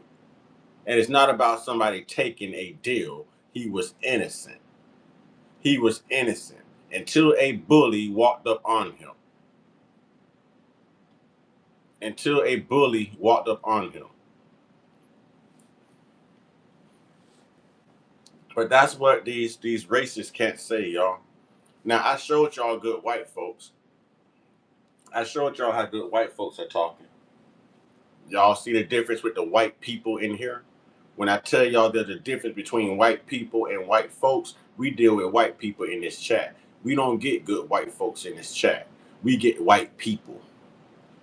We get what's wrong with America. We get why America would never be great. You know what I'm saying? Why America would never be great. We don't care what he was offered. He was innocent. Thank you. Thank you, tribe. Thank you, tribe. Discretion. That's why we're here this morning. This was a slam dunk, like the state is alleging that it is, because there's convictions. There would be no need to have a hearing. No need to have a 5-hour hearing, which I know is very rare for this board. Okay, Sister Regina. For you to exercise your discretion. I can hear Sister Regina saying it's time to pass around the offering plates. Ushers, can you please lock the doors? It is time to take in offering and tithing, and we just need everyone to sow a seed. Haters, can you sow a seed? All you haters in here, all you bullies, we need y'all to sow a seed. Okay, we gonna send it to Austin Metcalf for commissary. That's what we gonna do. That's what we gonna do. Means to either disbar or to suspend Judge Wooten for the period of her probation, which there's no dispute here that her sentence was fully probated, so it is under the rules. You do have to look behind the conviction. I have no intent to relitigate what happened, but I think every lawyer on this board understands that sometimes juries do get it wrong. And if I had a jury of 12 lawyers. Yeah, like those jurors in Collin, Texas, who reside over Carmelo Anthony's case. Yep. But you picked them so that they didn't get it wrong. You picked them so that you didn't get it wrong. Oh, yeah. You're going to hear evidence from judges. One judge in particular, district judge in Collin County, as we go through this hearing, that said, there is no way these bribery counts would withstand appeal. He's board certified in criminal law. The politics of Collin County are amazing. Something that I had never seen before. I grew up in Collin County. I was born in Plano. Judge Wooten ran for office in 2008 to get rid of a tyrant of a district judge. First time ever in that county's history that a sitting district judge was challenged. Why are you saying this? How dare she, for the first time in that county's history, challenge an incumbent? They were enjoying their appointed judicial system in Collin County, where a new bench would be opened up and the governor would appoint, and that judge would get to stay there for life. Things are changing in Collin County. You'll hear evidence that this particular investigation, which I will categorize as a witch hunt. I will get disagreements from the state bar on that, but you will hear evidence about how long this process took, how many grand juries it went through to finally seek an indictment, and then finally, how much the evidence was presented to a jury to try to get her convicted of these crimes. I'm going to talk briefly about the actual charges. We had one count of engaging in organized criminal activity for the first 3 felonies. There were also the next 6. Now, I hope you guys got that. Somebody got it in the chat. Appointed and never elected. So Correct. that means Correct. if I'm the governor or whoever, I can appoint all my friends, and then you're in that job for the rest of your life. See, Miss Suzanne Wooten, she challenged us. We're watching Trump do that for his friends in the White House right now. We're watching Trump do that right now. So this is what they do. This is what they do, and this is why they were mad. They had all the pieces where they needed them. The status quo, and she won. And they said, oh, you got to get up out of here. So because she was an elected judge, they came up with a corrupt scheme as they came up with this Carmelo case. They put charges on her. And let me tell y'all something. I read the documentation. They went to the grand jury about 5 or 6 times with the same case, to the point the people on the grand jury was writing to judges saying, don't bring this damn case back to us no more. There's nothing here. There's nothing here. So ultimately, Suzanne went and sued Judge Roach, which is Judge Roach Sr., not so the junior, which is the guy that's in the Carmelo case. He is a junior. Now So do y'all see how crooked and twisted the family and the reputation is of John Roach? John Roach Sr. and John Roach Jr. John Roach Jr. is the judge who sentenced Carmelo Anthony. His father is also caught up, and he was a district attorney. This is what they do. Hit the like button, ladies and gentlemen. I greatly appreciate it. This is what they do. dad is obviously a senior. Now, there's some more information too that I found out about Judge Roach and his. Remember, he was saying that he didn't know what is it, Metcalf. Now I found out something else, but I'm gonna hold off on that because I don't want to put it on this good internet because they're gonna lie. I'm gonna wait till I get my proof. Now, his father was associated with this group of district attorneys that took this woman down. Now, here's the deal. You basically took her down for something that she never did. I want to show you guys something else because ultimately what Suzanne did is she sued them. But she sued them as people, though. Like if you work for a job and somebody try to sue you, they can try to sue you, but then you can say, listen, I was doing my job. Like, you can't sue me. I was doing my job. So ultimately, what Judge Roach Sr. did is basically said, you can't sue me because I was in the official capacity of my job. So because I was doing my job, you can't sue me. So she ultimately sued the county, if that makes sense. But I want y'all to get into some of the things. She's smart. She went after the county.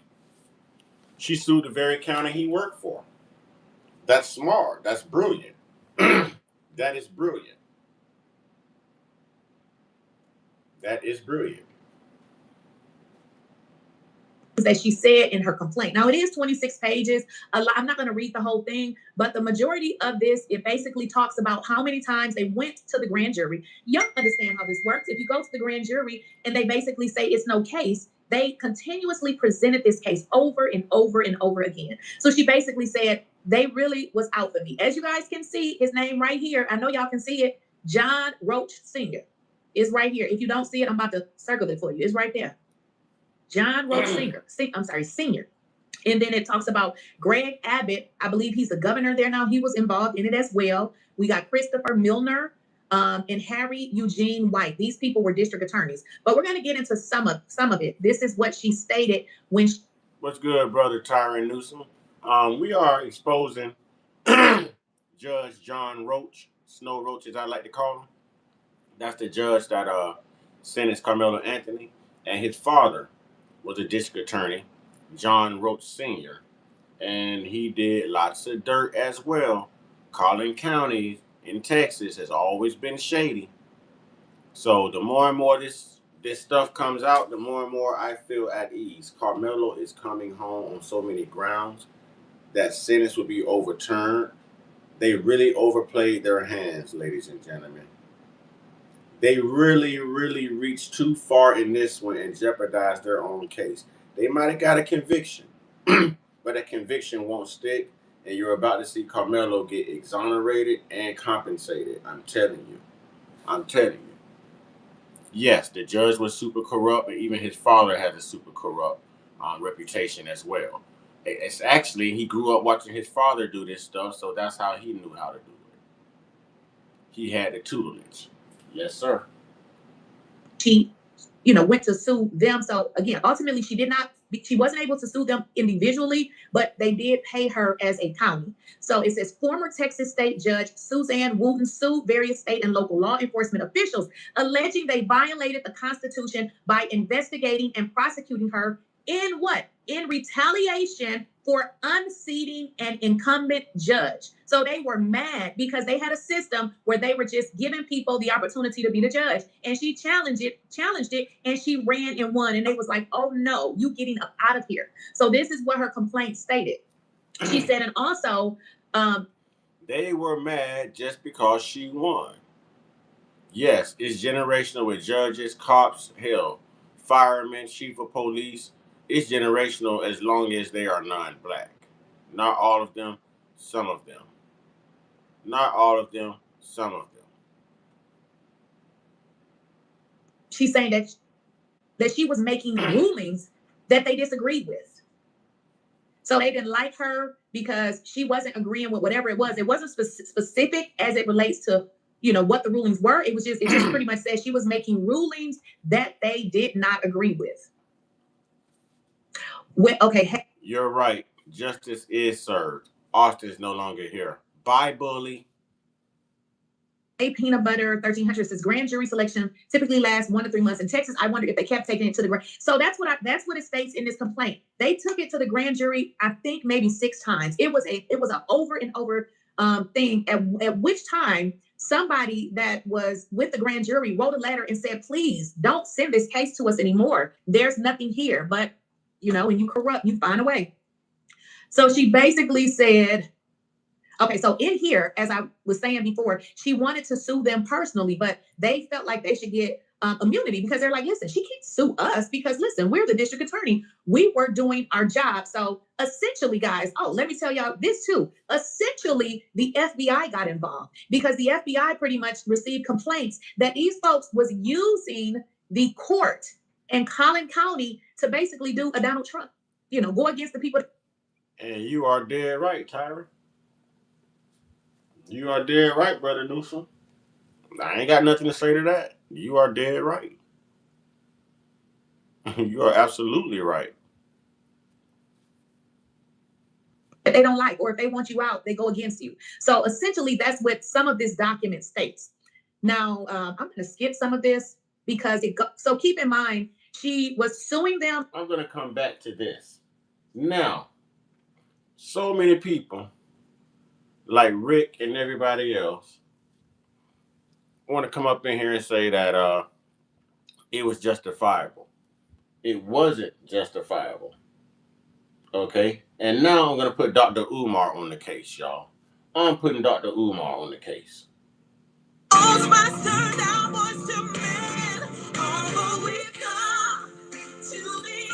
Carmelo Anthony case. Yes, sir. Do you think he got a fair trial, Carmelo Anthony? First, deal with the grand jury. Him being charged with murder was a crime in and of itself. Austin fell onto Carmelo's knife trying to attack him.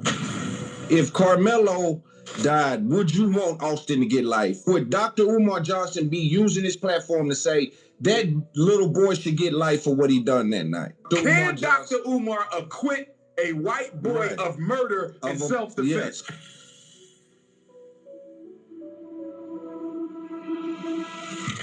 And I personally believe the reason Toby was put on Carmelo's defense was to feed the strategy to the prosecutor. If you notice, Daddy Metcalf never forgave Carmelo Anthony for what happened to his son. But let that have been a black mother or a black father, they would have forgave him the minute they got the phone call.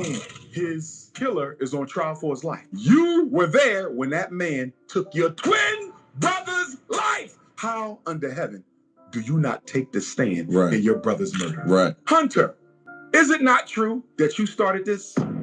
Hunter, is it not true that you and your brother jumped Carmelo? Hunter, is it not true that it was 4 of you and not just your brother? Because you and your brother was guilty. Rest in peace to the deceased. The lawyer, Mike Howard, in my opinion, respectfully and allegedly, he set Carmelo up for this legal execution. Because if Carmelo walks, you basically said black people can defend their life, which is something we've never been able to do. Him having a knife, Loon! These white people fight for the right to carry a gun out the house every day. Did you leave your house with the intent to take a life with that gun? Because he was such this little boy I was trying to portray. How about watermelon felon? How's that one strike you? But I want to say this to the family, and I love them, mom, dad. Carmelo was dating a bunny. Salsa bunny, I believe. Rice bunny, it's a bunny. I need them to tell their son, you cannot communicate with her. We can't trust nobody. Hey, yo, welcome back to What's Up There podcast. I am Big Loan for another episode of the fastest growing podcast in the market. You are tapped in with the final boss, Southern District Executive Branch. I want to say thank you to each and every person that has ever clicked the video, took time out of their busy day to involve and incorporate this Up There podcast and what it is that they do. Today, we got one of my favorite guests. You know, I can't go too long without sitting with my brother, Dr. Umar Johnson. How are you, brother? Peace and black power. Shout out to Tennessee, Memphis, Nashville, Knoxville, Chattanooga, all parts in between. Good to be back. Today is day 2 of the 21-day Pan-African fast we started back in 2020. And so for the first 3 days of this year's fast, we can't consume any solid food for the first 3 days. Okay. So this is my, about? It's funny how These bigots coming here, nothing but lies you're speaking, because it hurts their feelings and goes against their already preconceived notions and narratives. Come on, man. Come on, man. You're something extra special.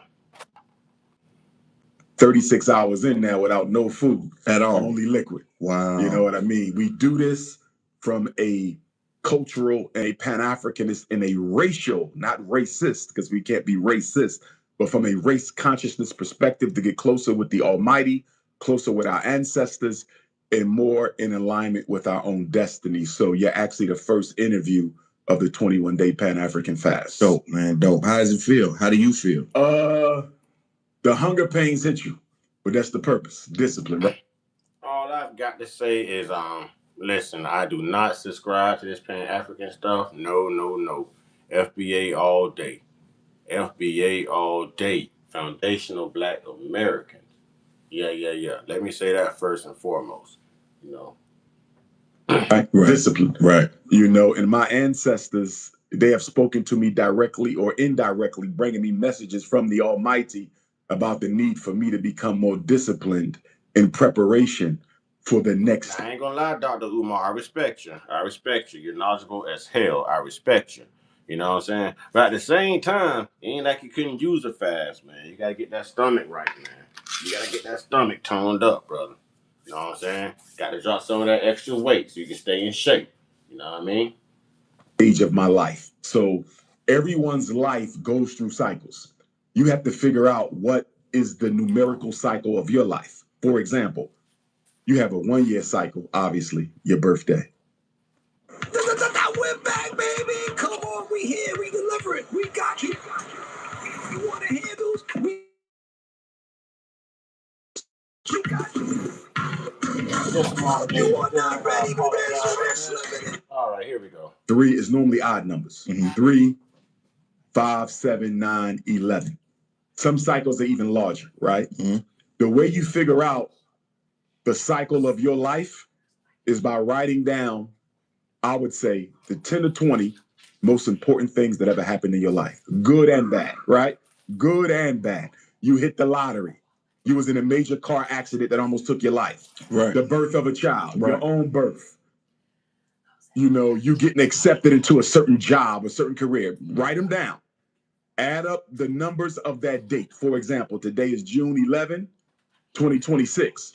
That's 6, 7, 8, 9, 10, 11, 12. 12 and 6 is 18. 1 and 8 is a 9, right? That's a 9. So you add up the dates and you see, is there a frequent occurring number of all them dates? You follow? If you start seeing a bunch of 9s, that might mean loon. That's life. your number. It's a Cycles 9 path or whatever. You also look at the most important event of every year in your life. So let's say you got a 30-year-old brother, right? What's the most important from the time you can remember? Let's say 4th grade, 9 years old, right? So from 9 to 30, what was the single biggest event in each of those years, right? And then you look at the year it was, and you can also figure it out. I'm going to give you an example of my life, right? 9 years old, Black History class. 18, Black Student Union in college. My 3rd 9-year cycle, I become a certified school psychologist. My 4th 9-year cycle, I take over the conscious community. My 5th 9-year cycle, I purchase FDMG. You see what I'm saying?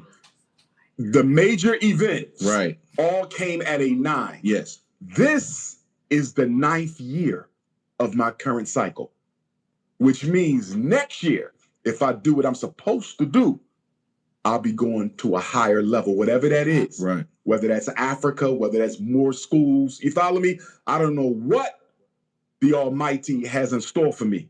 But normally, when I complete a cycle, that next year, you strong. Boom. Yes. 100%. You follow? And you're saying that according to religion, is this a religion? Well, this is just numerology. Okay. A certain aspect of numerology. And you're saying that you incorporate. Life is mathematical. Right. And I understand that and agree with that and have studied that on a very, very low level. Yes, but sir. I understand it. I do wonder, so you're saying that these things are not coincidences. No, sir. And I agree with that because numerology does tell you that. I'm going to take you to Ifa, which is the spiritual system that I study, right? So in Ifa, our soul exist on two planes. The real loon is in heaven. You are not the real you. Okay? You are just the metaphor or the projection. You follow me? Mm-hmm. The real you is up there. Right. The real you, like a radio transmitter, broadcasts to the inner you. Higher self, inner self. Higher self, inner self. The only way Loon is going to get whatever the higher self has in store for him, according to the destiny you signed on with the Almighty, the only way you get that is if you're in alignment. The biggest thing that takes us out of alignment is character. Poor decisions. The women you laid with. The things you did wrong you had no business doing. That cuts the connection of the inner self to the higher self. Right. In religion, belief is what matters, right? Accepting Christ as your savior. Yes. Accepting Muhammad as the last prophet of God, right? Accepting Moses, right? Abraham as the progenitor of the Hebrew peoples. In the world religions, belief is the foundation of spiritual success. In African spirituality, alignment with purpose. You see that? It ain't what you believe. Right. It's alignment with your purpose, your God-given destiny. It don't matter what you believe. Are you living it and walking it? It's bigger than you. It's bigger than you. Yeah. It's alignment. So the bottom line is, it's almost like you got a remote control car, right? Mm-hmm. So Loon playing with his remote control car, the car driving all around his room, right? But if the car goes behind that laptop, you lose the connection. It's in a black spot. Your character, you making bad decisions and choices. You hit a black spot, you're no longer getting that direct feed from your higher self. Everything is about the alignment. So let me give you this piece. Along with that, people say, do you believe in fate? Right? If Loon is supposed to be the greatest hip-hop podcaster of all time, let's say that's in your destiny. That's what you signed on. That won't be your whole destiny, because we come here to make this world a better place. So that's a part of it. Maybe through the podcasting, you make the world a better place. You see that? You got the income, the residuals to make the world a better place. In other words, Loon, our millionaires and billionaires. Our millionaires and billionaires, most of them know. Salute to everybody just coming in. Salute to everyone just coming in. Ollie, what's good? Ain't saw you in a while. What's good, Ollie? Ain't saw you in a while. F bar that. Days dash. I know I'm close. What's good? What's good? Salute. Yeah, man. Y'all know we stay on that the melanated dialogues, y'all. You know what I'm saying? Know this because most of them are not into African spirituality. The reason you were made a billionaire is to help lift your people. The reason you were made a multimillionaire is to help you lift people. Mm-hmm. Most of our millionaires think what, Loon? They think that they got rich to just enjoy their life. No, sir. Why you think God blessed you to get all this money?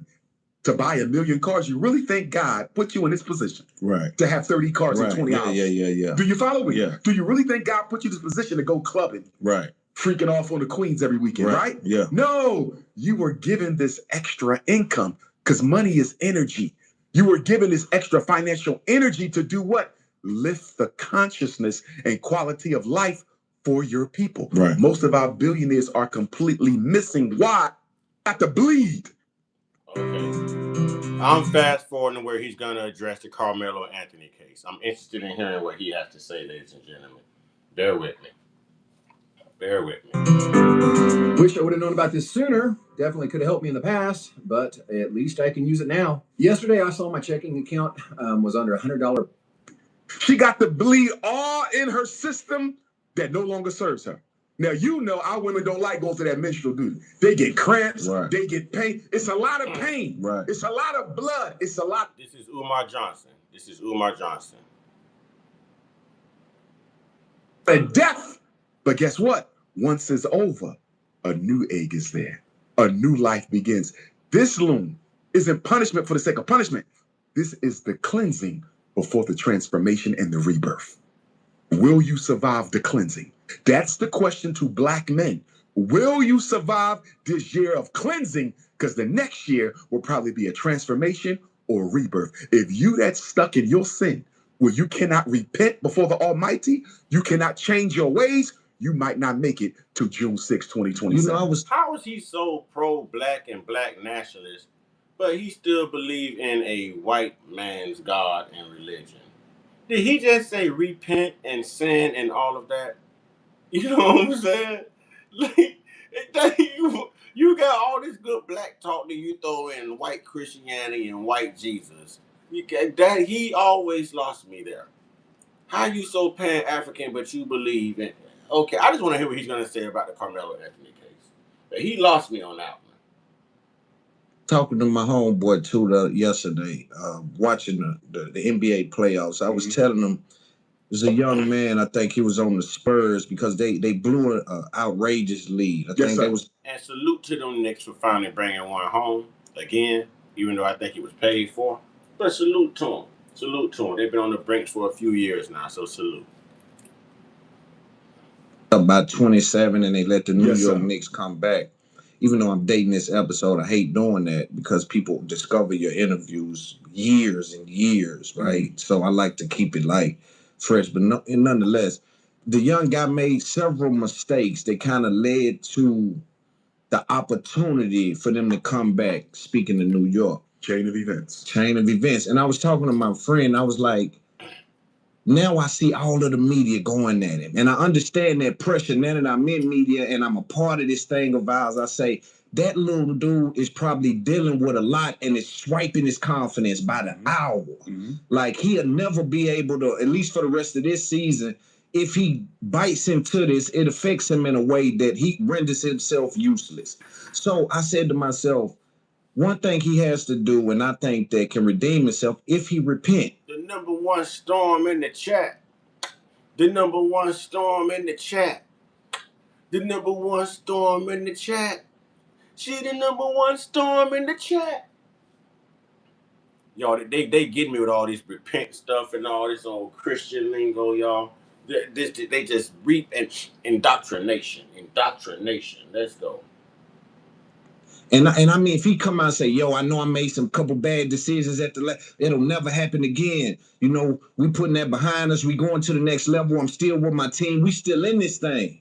Like, but I think hiding and ducking and it just makes you live with that energy. So I think there is something to repenting and admitting mistakes. It opens up your spiritual road. Exactly.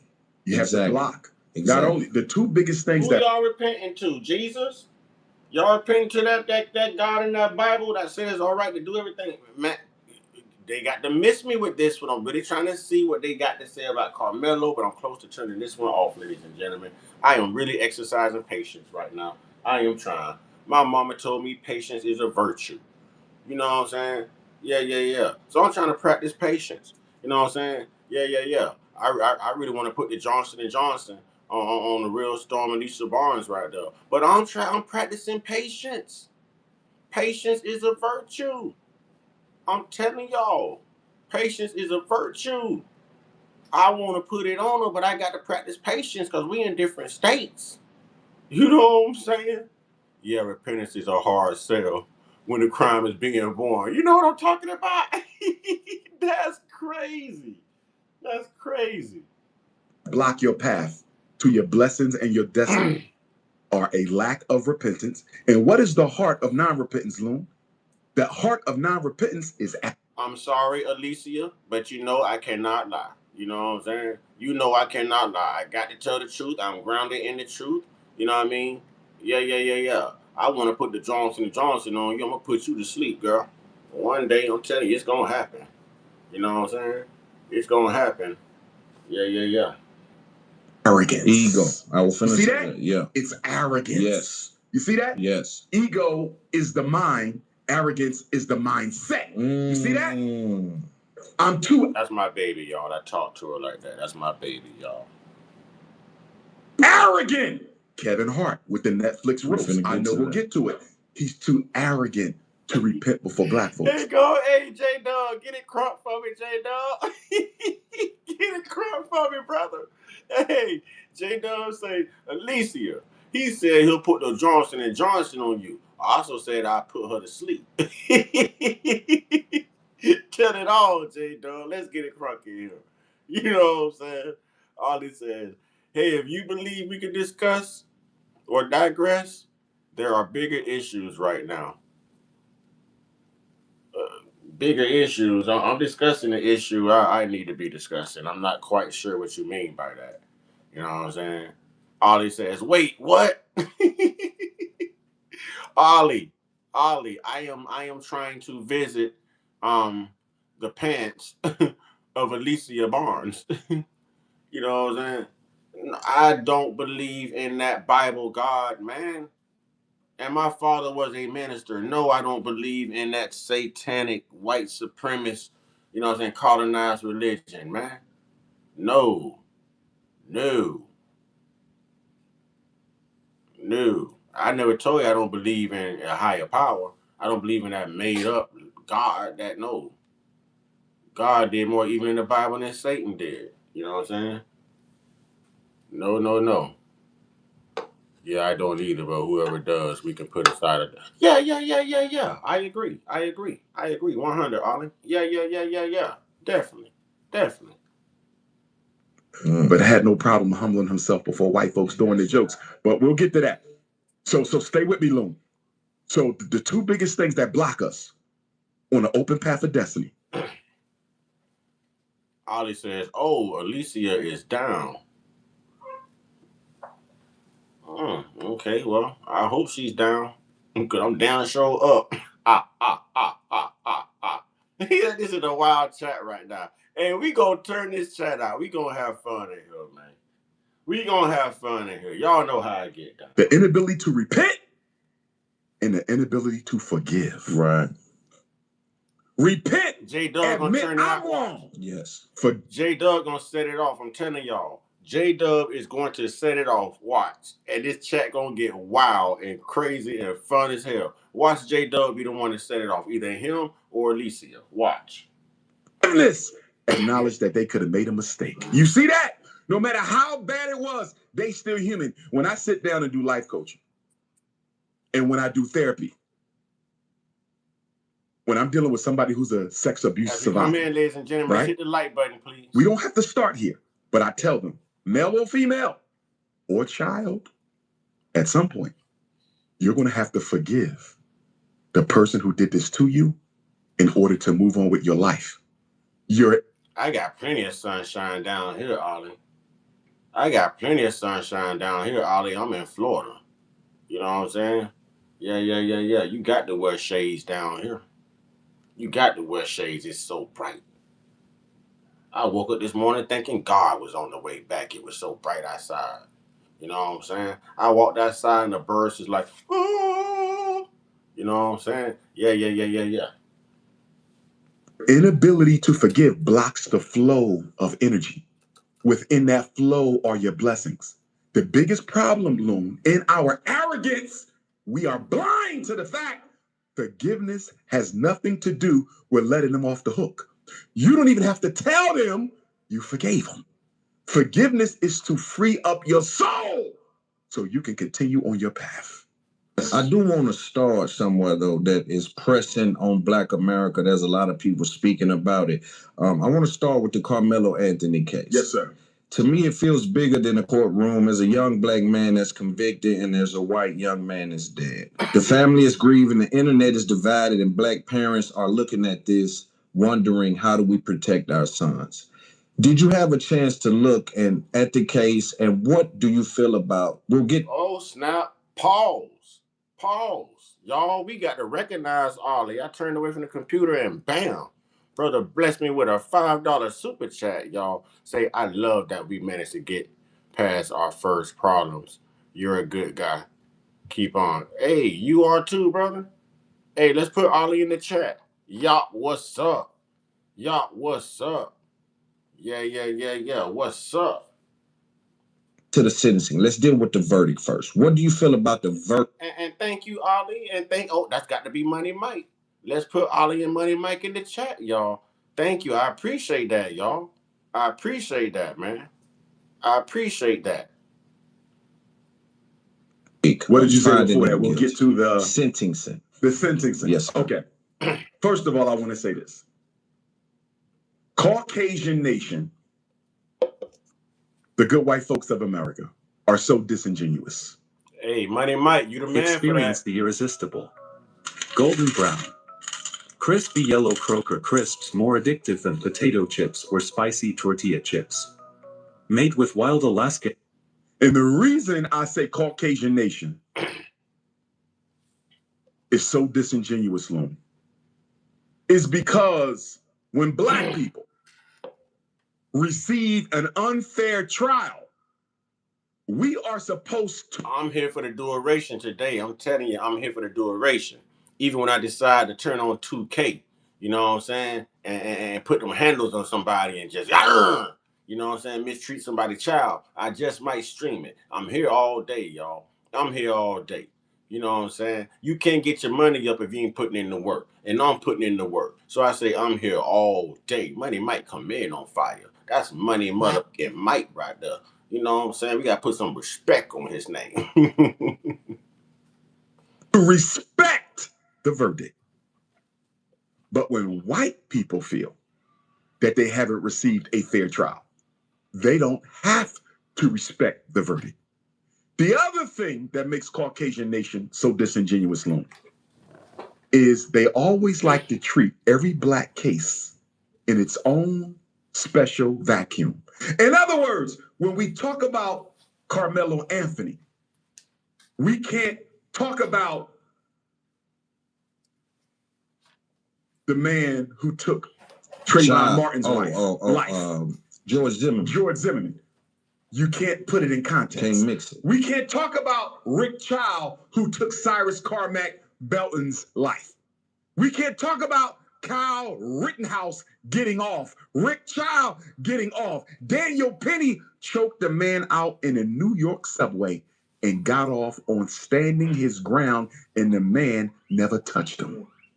The reason white society, Caucasian nation, doesn't like black people to discuss our legal lynchings in context, because if you put it in context, Loon, you cannot come to any other decision that there are two standards of justice in this country. One black, one white, and it's been that way for 407 years. Yes. Now, with that being said, we have to understand that to be black in a... Nah, he is speaking now. Umar is speaking. You know what I'm saying? He said, even Umar shows respect to Money Mike. Yeah, he said respect as soon as I said it, huh? Big blessing Friday. When I load my... I got you with a big blessing Friday when I load my cash out. That's what's up, brother. I appreciate you, brother. I appreciate you. I'm definitely on the grind, so I appreciate you, brother. America is a crime in and of itself. In fact, the original crime of America is to be black. That's it right there. That's it. That's it right there. The original crime in this country is, but can y'all tell me why? What did we do to what do we do? Now, all throughout history, I done seen what they done did to us and other people. But what did we do to them? You know what I'm saying? Yeah, that was Daniel Penny. That was Jordan Neely, the Michael Jackson impersonator. That's how I remember him, the Michael Jackson impersonator. The original crime. The original crime. The original first crime. The first crime was to be black. Because remember, Loon, we were never supposed to be citizens. We were never supposed to be free. We were never supposed to be here after slavery ended. So every time a white person sees you, your existence itself is a crime against white humanity. Now, with the Carmelo Anthony situation, we also see clearly that black people have no legal right to stand your ground, even in a state where standing your ground is legal. That's crazy to me. And so for me, that affects my understanding, because I'm having trouble comprehending how, okay, I'm sitting down, he's standing up. Before we get into the details of the case, though, do you think he got a fair trial, Carmelo Anthony? He could not get a fair trial. It was impossible. It was impossible. He's in Collin County, Texas. Black people are 10%. If that, how is he going to get a fair trial? Loon, if the trial was going to even attempt to be fair, why would there be no black jurors? For the trial to even, the Constitution says you're supposed to be tried by a jury of who? Your peers. They had a jury of all whites. Every man was Caucasian. 3 Asians, 1 Arab. Now, I want to say this to Black America. Multiculturalism died with Carmelo Anthony's conviction. Multiculturalism died with Carmelo Anthony's conviction. And the reason I say multiculturalism died with Carmelo Anthony's conviction is because if non-white people of color gave a damn about us, Carmelo wouldn't be in jail. Asians don't care about you. Arabs don't care about you. Latinos don't care about you. If they did. Hey, them facts right there. You know what I'm saying? Them facts right there.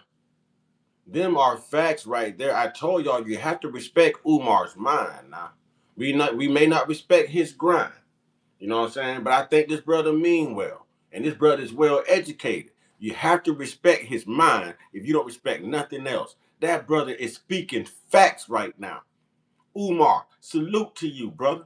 There's been times where I did disagree with you. You know what I mean? But that's going to happen. But right now, brother, you on fire. I don't agree with the Christianity stuff. I don't agree with Pan-Africanism. Hey, but you bringing that flame on everything else you speaking on. You know what I'm saying? You holding that down. Speak on it, bro.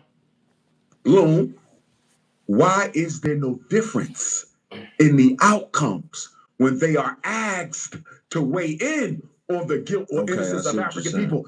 All non-blacks in America are white as far as consciousness and opinion goes. But I think it's always been a one-way street. I think black people has been so given with their love and understanding and their invites, and we receive very little in return for that. And why do we still give it? Old Spice Gentleman's Body Wash, full of vitamin B3. We're looking for people 40 plus who want to actually master Claude in 28 days. No free time needed, just 10 minutes a day. Nexera gives you interactive, bite-sized. I don't know. We think it's a part of the barter system. I'm going to tell you why we still give it. Because we don't give it to each other. That's a fact. If black love and compassion and forgiveness is universal, why we don't have none for each other? Right. Facts. We jump all off the porch when it's a brother on another brother. You know what I'm saying? But we allow the oppressor to do whatever they want to do. We allow the slave master to speak to us however they want to speak to us. Get up and move. You don't belong under this tent. Move. What you doing here? You look suspicious. Where you going? Where you coming from? All along, it's none of your damn business. But we don't have the same smoke for them.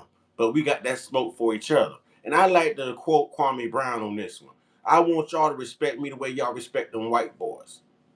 Y'all ain't gonna pop off on them white boys. Damn it, don't be popping off on me. Real talk. Salute to Kwame Brown. It ain't universal, Loon. Compassion and love for your non-black enemies is not a function of your spirituality. It's a function of your lack of self-respect. The reason we forgive white people as soon as they unalive us is because we deeply desire validation and acceptance by white folks. If you notice, Daddy Metcalf never forgave Carmelo Anthony for what happened to his son. But let that have been a black mother or a black father. They would have forgave him the minute they got the phone call. We don't teach people to respect black life because we forgive them as soon as they take black life. You ain't never seen no white person forgive no black person. Even in a justifiable homicide, which is what Carmelo's situation was, they ain't never forgiven. Only black people do that. It has nothing to do with Jesus, Muhammad, or spirituality. It's about your need for white validation. Do you think that the 35 years felt like justice, though? It should have never came to that, first of all. It should have never came to that, first of all. So you think he should have got off innocent of the charges that was brought on Carmelo Anthony? Let's go back. Because you're putting the cart before the horse. Let's go back to the indictment from the grand jury. The grand jury decided Carmelo would be charged with murder. Who's on the grand jury, Loon? You don't know. It's a secret. I want you to see how white supremacy operates behind the scenes. You can't challenge the grand jury, Loon, because you don't even know who they are. Right. So the people who decided this 17-year-old would be charged with murder are complete secrets. And you and I both know they all white. Are you with me? So first, deal with the grand jury. Him being charged with murder was a crime in and of itself. So what do you say Hold on. about the Let me event? give you one more. You're moving too fast. Go ahead. Hold on. In Texas, if you're 17, you're automatically tried as an adult. Grand jury had no control over that. Are you with me? Yes. He was 17. He's automatically tried as an adult, but he doesn't automatically have to be indicted with murder. That could have been aggravated, right? Manslaughter. Right. There's a whole list of crimes that could have went with So him. you're saying he should have been charged, just not with the first-degree murder or whatever. Was it first degree? He didn't have to be charged at all. So This could have been self-defense. a white young boy body drops, and you think he should not have been charged. The reason you labeled it a white boy is you're putting it within the context of the racism of American society. Let me flip it around for you, Loon. If two 210-pound football players, black football players, walk up to a 135-pound black boy, grab him by the hoodie, put him in a headlock, try to jump him and stomp him out, and that white boy unintentionally stabs him, or he falls onto the white boy's knife, which is what we believe happened. Okay? Austin fell onto Carmelo's knife trying to attack him because the knife is 3.5 inches. The cut was only 2. Loon, if I'm stabbing you, why am I going halfway with a knife blade that's only 3.5 inches? You fell onto my knife. Regardless, Loon, do you really think those 2 black boys who fell on that white boy's knife are going to get convicted of murder in 35 years? No. Do you think they even get indicted with murder? That's a fact. No, You know they don't. You know why? Because there's the case of another boy by the name of Collin Allison. Have you heard of him? No. Same year, same state. Former Belton High student Collin Allison was sentenced today to the maximum 10 years in prison for the fatal stabbing of fellow student Joe Ramirez. This comes after a jury found Allison guilty of criminally negligent homicide, and a judge added a deadly weapon enhancement to his. Nature's miracle. Permanently eliminate tough odors and stains at the source. 200 days since our last customer service meltdown. Oh, because we're not just responding, but resolving issues faster with ServiceNow. So, causation or correlation? Now, I remember that story with causation. Potential sentence. 6 News reporter. This happened at I believe Belton High School. You know what I'm saying? The case they're talking about happened at Belton High School. I think it was Belton, Texas, actually. You know what I'm saying? But yeah, Collin Allison ended up getting charges dropped to lower charges and walked away with 10 years. And if you go do your research on this case, he really chopped dude up, man. He put the chop on it. Like, he chopped dude up. And I do believe that Austin was attacking Carmelo, and he ran into that sharp object that Carmelo had. It only makes sense because the whole time Carmelo was sitting down. So if you're 5'8" and you're sitting down, you're even shorter now. If Austin is 6'1", 6'2", Austin has to bend down in order for that sharp weapon to. Y'all, come on now. Y'all don't watch plenty of crime shows, man. Y'all watch forensics. Y'all watch identity check. Come on, man. Y'all know. Tune up your investigative skills, man. Sydney Walker was in the courtroom for today's sentencing and has the latest. Nearly 3 years after Joe Ramirez died, the man who stabbed him will spend a decade behind bars. Judge Wade Faulkner sentenced Allison to 10 years in confinement in the institutional division. This comes after 9 witnesses testified, including the mothers of both Ramirez and Allison, school employees who responded to the stabbing, and Allison's therapist. 3 Belton ISD staff members described lasting trauma from that day, sleepless nights, anxiety, and PTSD.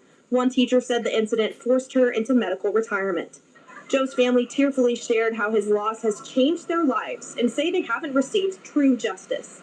The defense presented Allison's parents and counselor, who testified about his growth and remorse over 3 years of therapy, revealing that Allison is now a father.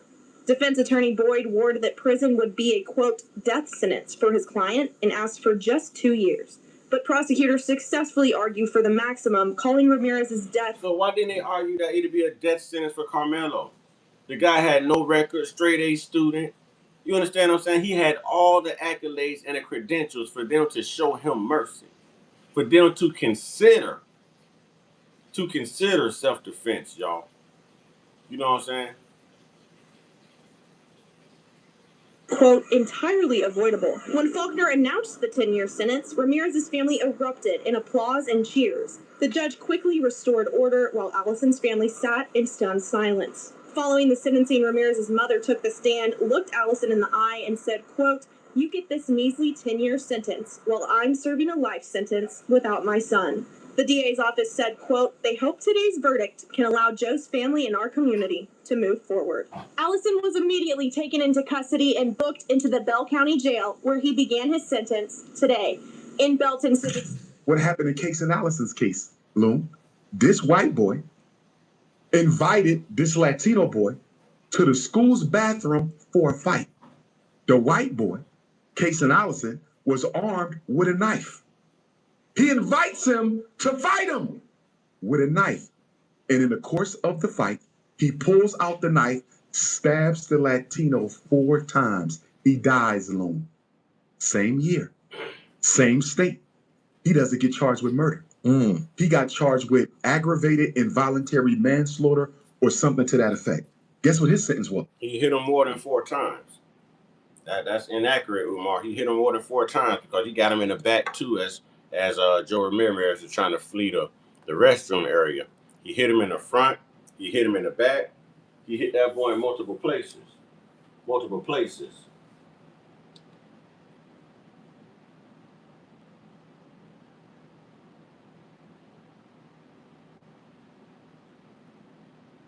Multiple places.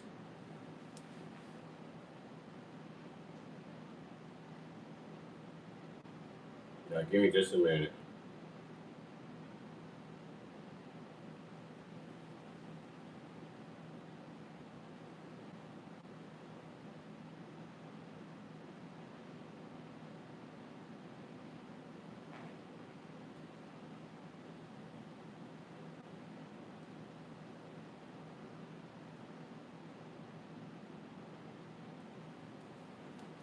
All right, take care of some business. But he hit him in multiple places. Multiple places. Is that Jake from State Farm? Is that, yeah, that you back again?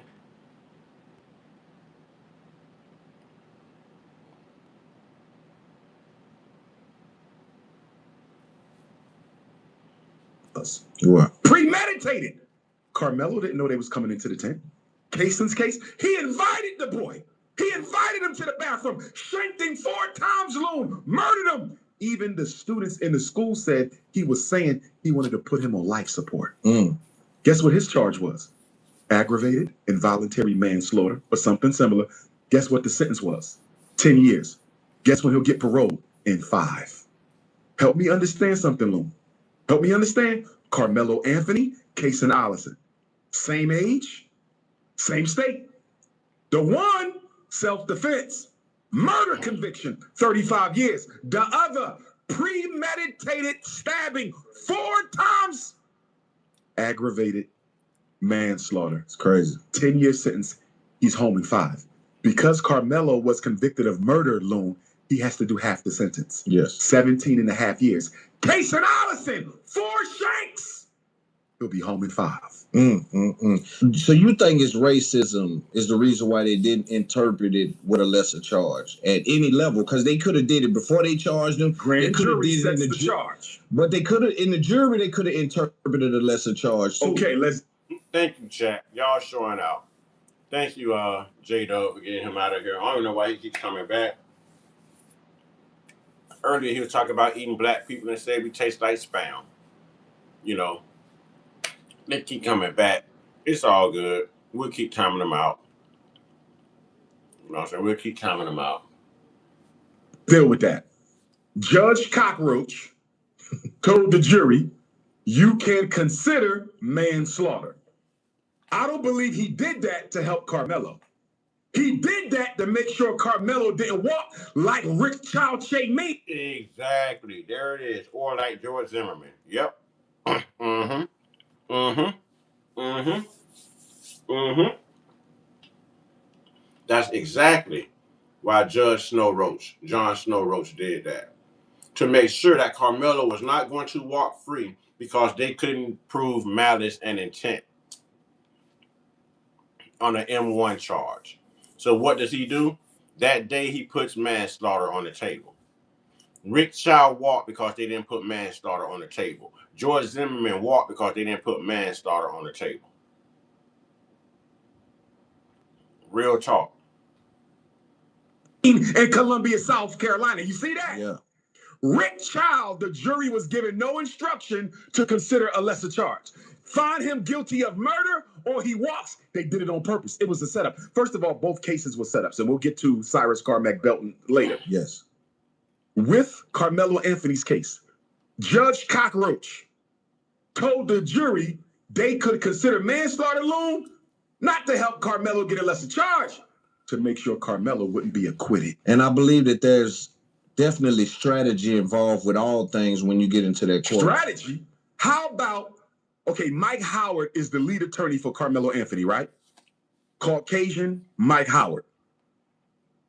And then he's working with another Caucasian on the defense team, right? By the name of Toby. Toby is friends with and used to work in the same office as the prosecutor for the state. There it is. There it is. One big psyop. There it is. There it is. One big psyop.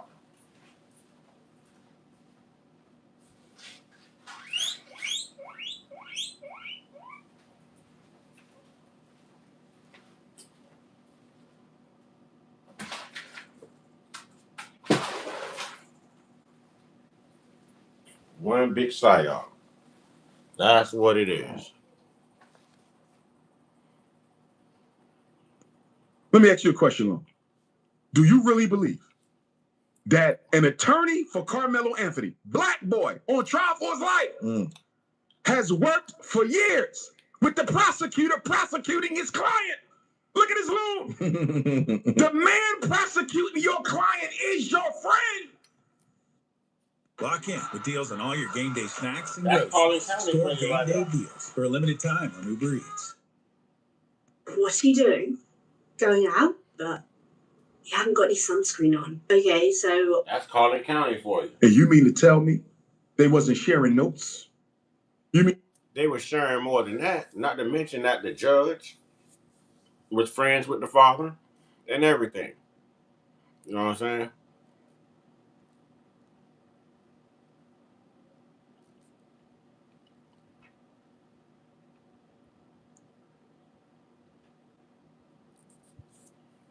Yeah, y'all having y'all own little conversation in the chat.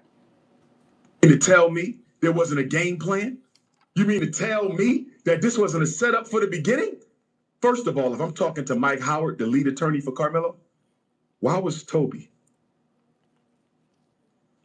an additional defense attorney on Carmelo's case if he's friends with the prosecution? Right. That is a conflict of interest. And I personally believe the reason Toby was put on Carmelo's defense was to feed the strategy to the prosecutor. And then we find out later that the prosecutor and the judge and Daddy Metcalf are all friends. Complete conflict of interest through the whole case. The judge, if that is found to be true, the judge should have recused himself. That's a conflict of interest. That judge should have recused himself. Real talk. As we come in, let's remember to hit that like button, ladies and gentlemen. Let's remember to hit that like button, please. If what is alleged is found to be true, that judge need to be snatched off the bench. But it don't even matter no more, Loon. You know why? He's retiring anyway. Right. Carmelo's case might be the last case of his career. So he just wanted to lynch one more ninja before he goes into retirement. Okay, what do you say to people who say, just the way that you just reversed the roles and you gave that scenario in which I agree with, what do you say with people who reverse the roles the other way? Thank you, Yop. I appreciate that, brother. I appreciate that.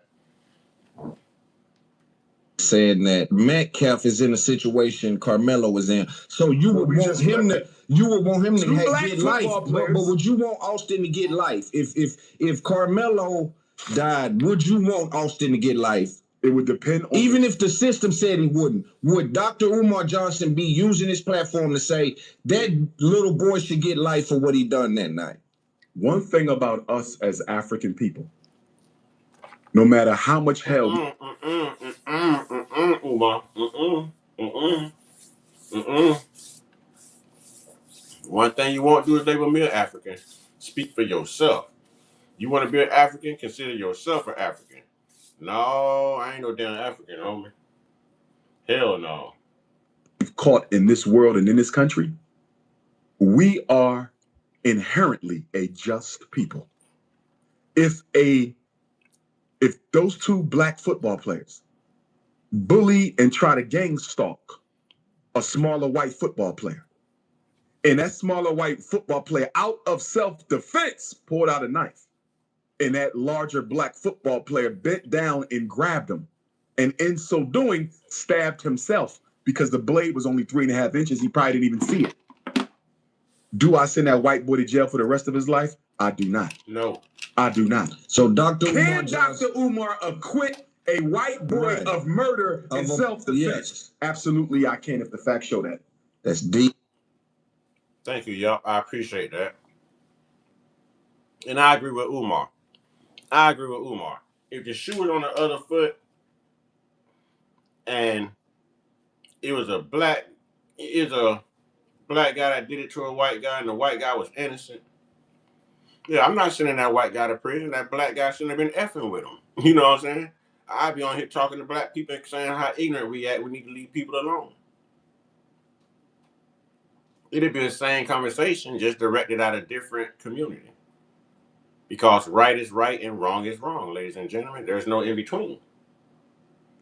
Absolutely, I can. But I like it because you should be optimistic. Yeah. You got to realize we the chosen ones. Yeah. God sent us here to be the custodians of justice. Why do you think? There's been research, Loon, where they ask white people if you can pick your jury, who would you like to have on there? Almost every white person. Appreciate that, y'all. Person said they wanted black people on their jury. These are the people you mistreated your whole life. And you still want them on your jury. Because guess what, Loon?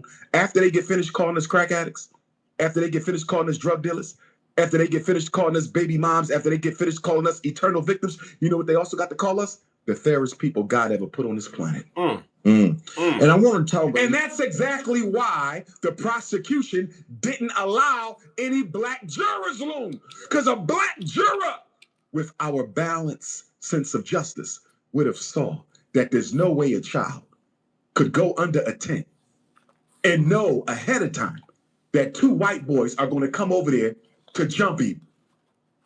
Him having a knife, it's a complete contradiction. The fact that everyone's saying jump him, you know, let's really look at this for what it was. They were bullying him.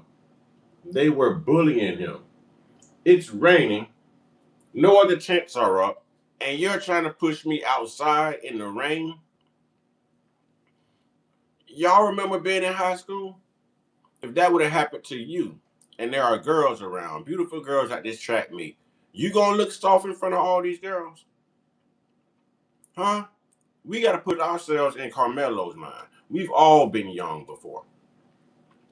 There's nobody in this chat that is a man that can say that they would have just got up and walked away when Austin walked over to them. No one. We'd all probably be in the news like Carmelo, no matter what race you are. It's just the fact we're men.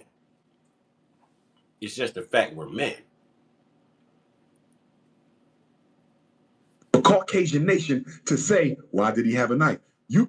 walk around with guns every day. When you put your gun on your hip this morning, did you do it with the intent to kill anybody? Loon! These white people fight for the right to carry a gun out the house every day. Did you leave your house with the intent to take a life with that gun? No, you didn't. So why are you going to say this little black boy left his house with the intent to shank somebody with a 3-inch blade? Loon. Ollie, you're right. Ollie, you are so correct. So correct, sir.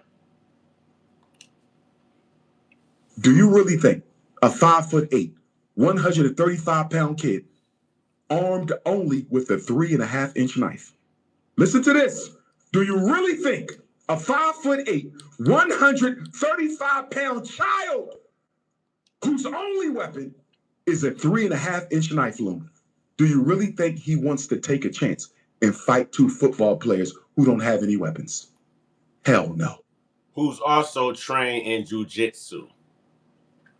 Let's not forget that, meaning that their hands are registered weapons. Hunter should have been arrested. Hunter should have been arrested, ladies and gentlemen. He should have been. That knife is no match for 2 football players. Right. You follow? Old Spice Super Hydration, vitamin boost. It'll take care of one of them. It'll take care of one of them. It'll even the odds. You know what I'm saying? For 24/7 healthier looking skin. Behold, the common duck. A remarkably complex creature. Follow me? Right. Imagine Carmelo stands up, and by the way, Carmelo never left his seat. Never. How can he be the perpetrator? But what, he never left his seat. What do you say to them? But wait, this is what I want He never stood up. He never lunged. He never did any of that. Any of that. And this man is doing 35 years on an M1. Never stood up, ladies and gentlemen. Never.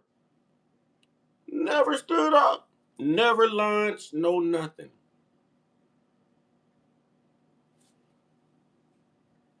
Go ahead. I'm sorry. Go ahead.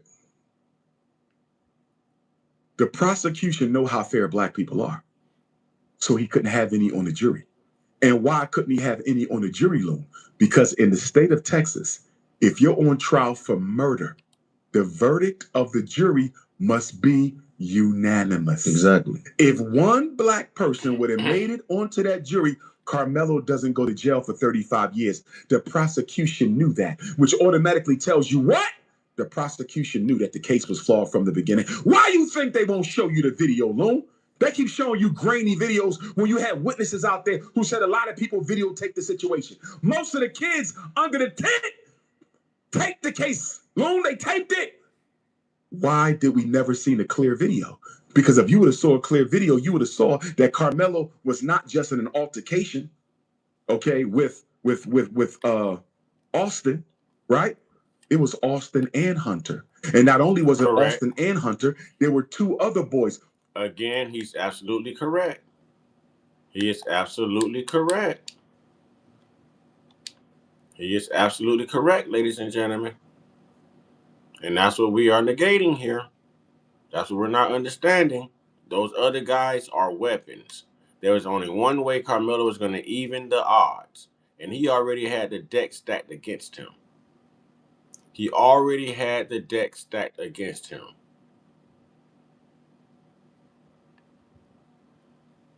No, not Austin. Hunter. Hunter should have been arrested. His hands was registered. He did 2 interviews and admitted that he started it. And he also said that his brother snatched Carmelo's bag or just some bag.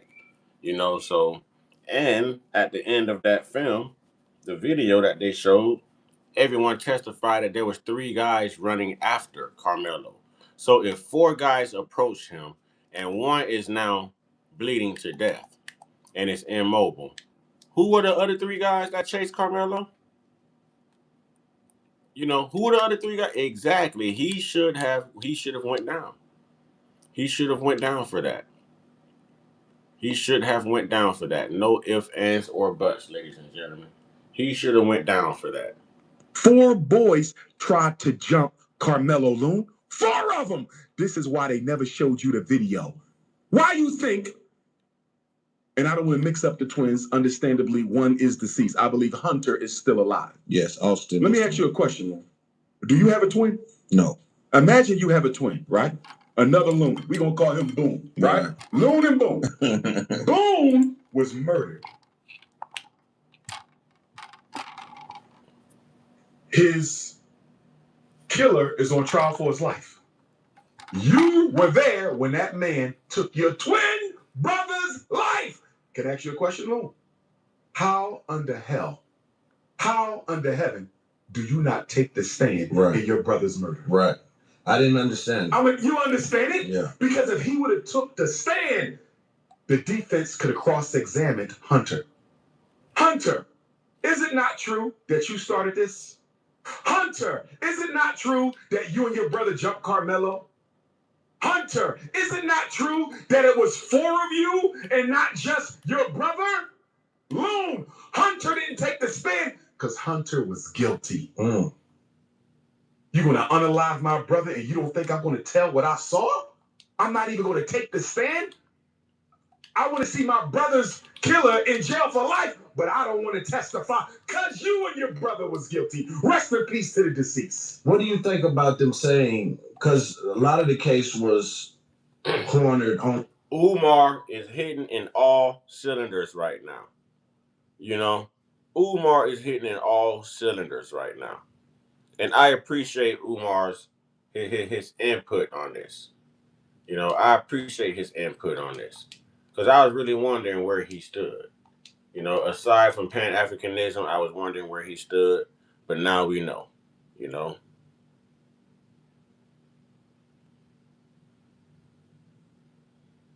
Now I know. In a situation where he said, find out, or he had his hand in his bag and said, touch me and see what I do. Touch me and see what I do. Do you feel like that is a threat or is that a warning? It's a warning. He's letting them know I'm armed. See, they were arguing the entire trial that that's the premeditation. No. Because he's basically, I made a decision. DA.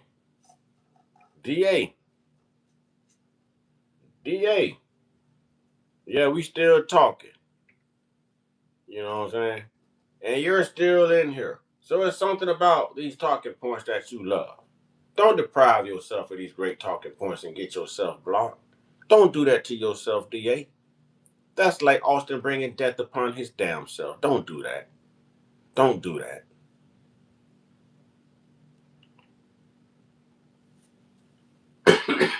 Decision right here in this moment.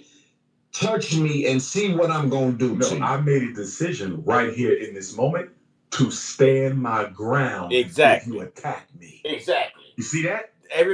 Nobody's talking about standing your ground. Everybody's talking about self-defense. He made a decision to stand his ground in a state where it is legal.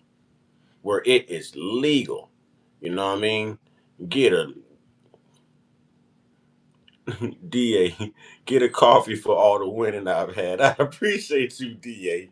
All drink coffee, but I appreciate you, DA. DA, you a special kind of troll.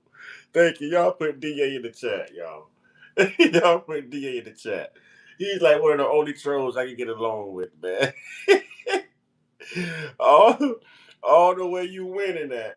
What, you gambling or something? Huh? Because you ain't winning that hill, but I appreciate you, brother. You a special kind of troll, man. You're a special kind of troll. You're a real one, man. Ain't nothing but love with DA, man. I wouldn't even let y'all put DA out of here, man. I wouldn't even let y'all put DA out. DA all right, man. He was a special kind of troll. He did make a decision. I am outnumbered, 4 white boys under a tent with a whole bunch of other children, and most of them were girls, so they showing off for the snow bunnies. Carmelo sitting there, all these white girls, they showing off for them, the 2 big white linebackers with their 2 homies. They're going to stomp me out under this tent today. No adults around. Carmelo knew, I'm going to get stomped out. Remember, they grabbed this hoodie, they put him in a headlock. You can easily snap somebody's neck in a fight, Loon. Fights are dangerous. Fights are very dangerous, especially when you're going against somebody bigger than you and multiple people. And twins will die for each other. And twins like will die all of for this each kind other. of stuff should have been. I think some of The lawyer, Mike Howard, in my opinion, respectfully and allegedly. And that's what I was saying. Twins are going to take up for each other. Twins are going to take up for each other. You know what I mean? Real talk. Twins are going to take up for each other. This should have been considered. It should have been considered. There was no way that Carmelo Anthony was going to even those odds. There was just no way. But that doesn't mean that he has to back down as a man. He can choose to stand his ground, in which he did. He set Carmelo up for his legal execution. If I was talking to Mike Howard, Carmelo's lead defense attorney, I got 3 questions for Mike Howard. Number 1, why was Toby invited onto the defense being good friends with the prosecution? How do you not see that as a conflict of interest that could undermine Carmelo's freedom? That's my first question. Why is he on the team and he's friends with the opposition? That's number 1. Number 2, Lou, did you hire a private investigator? Yeah. Say with me. We don't want to see homeowners falling through their floors. Certainly not. So as the symptom goes, Did you hire a private investigator to investigate what? All 21 witnesses. I want to see their texts, history of racism, social media, history of comments about black people, how they feel about black people, all 21 witnesses, so I can show that they were prejudiced before they took the stand. Right? Exactly. Did you investigate both of Facts. Should have did that with that darn jury too. Should have did that with the jury too. Should have did that with the jury too. He did not. No, he did not. He defended himself. Austin did that to himself. Austin fell on that blade attacking him. Austin did that to himself. You know, either way it goes, Austin would still be here had he just kept his hands to himself. That's how that goes. He would still be here. But we don't expect a deplorable degenerate to actually, you know what I'm saying, admit that. We know y'all are going to admit anything that's going to hinder your ability to exercise white supremacy and benefit from lying. We know how it goes. We know. We've been on to you guys. We've been on to y'all. We know how you move.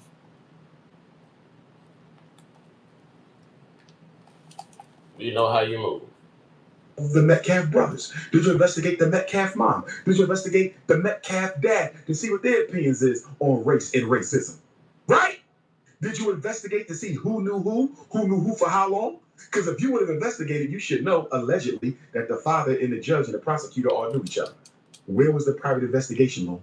Where was the private investigation to gather the facts, Lone? Number 3, how in the hell do you not raise holy hell about the fact that the judge allowed a jury without a single black person? The case was decided at the jury. But why is the lawyer, what is his interest, though? I don't understand, because, again, dude, it's 10 things. When I was said, what is his interest? Yeah. The preservation of white supremacy. That's it, but... That's it! That is everything. What do you mean that's it? White supremacy runs America. White supremacy founded America. White control over black people is critical. This Carmelo case, Loon, is bigger than what you're seeing. This is about determining whether or not black children have the right to defend their life and take a life of a white person. Stand their ground. Like, literally, I think it's interesting. But we've never had that right to stand our ground. And this is why white people were so vested in the outcome of this case, Lou. Because if Carmelo walks, you basically said black people can defend their life, which is something we've never been able to do. Right, and I think they missed it. Correct. They don't want us to feel like we can defend ourselves against them. They don't want us to feel like we can defend ourselves against anyone. That's why you saw Rick Child get off. That's why you saw George Zimmerman get off. Daniel Penny got off. You know, this happens all the time in this community, man, in this government, in this world. It happens all the time. Are we sick of it? Yes, we're sick of it. You know what I'm saying? So I commend Carmelo on standing on business. I commend Carmelo. Because it could have been Carmelo that was, you know, a cold case right now. It could have been Carmelo.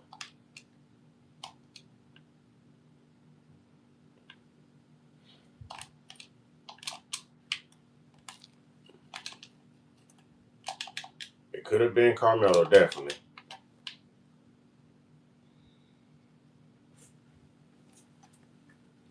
Characterized it from the beginning by even calling it a murder. Yeah, loss of life happened, but I think this is a fight that turned fatal. It was an It's accident. not Correct. For all we know, Carmelo could be brain dead right now.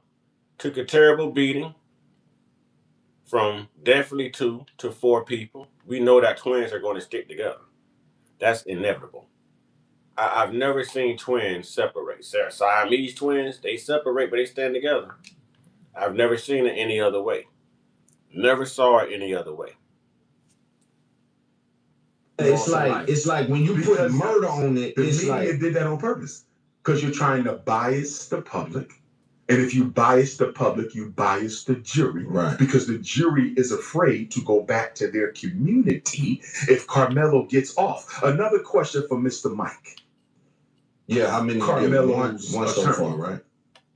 Well, number one, why was Toby on the defense being friends with the prosecutor?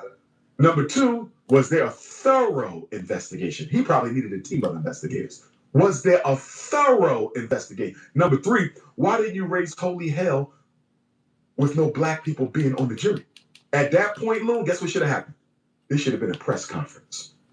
This should have been a press conference, and I would have invited, even though we can't trust them, but I would invite the NAACP, the Urban League, every black minister. We're going to talk about this jury. Loon, I would have played up that jury situation so big because the jury decided Carmelo's fate. Yeah, man. He supposed to press the gas on that. But he belongs to the community That's crazy. on trial. That's crazy. Listen, Correct. when you fight one white person, you fight all white people. Exactly. Let me give you one more question I would have for Mr. Mike, Carmelo's so-called attorney. Why did you not fight for a change of venue? Maybe he did, Loon. I didn't see it. There's no way Carmelo Anthony could have gotten a fair trial in Collin County, Texas.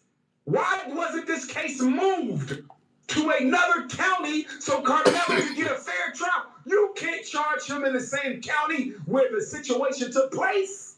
Right. The lawyer was incompetent. I didn't understand it. Because he was working for the opposition. This was an inside job. Agreed. I think that lawyer was bought. I think he was bought. He definitely sold out. He definitely sold out. No ifs, ands, or buts about it. That judge was, well, not the judge. That defense attorney was bought and paid for. Bought and paid for. You better believe it. Bought and paid for. That's why he did very little.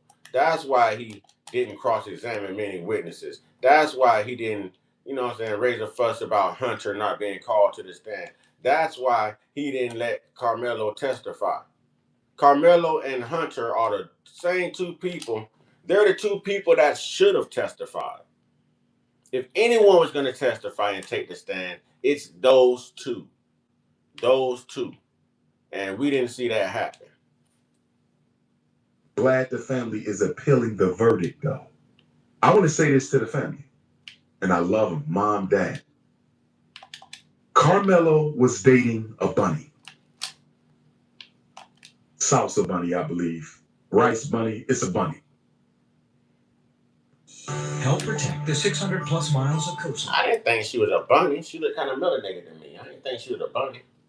By purchasing the Endless Summer license plate, it's not just a pretty plate. It does so much good. Your purchase supports many nonprofits statewide each year, dedicated to keeping our beach. I need them to tell their son, you cannot communicate with her as we go through this retrial. Do you know why, Lou? They'll flip him.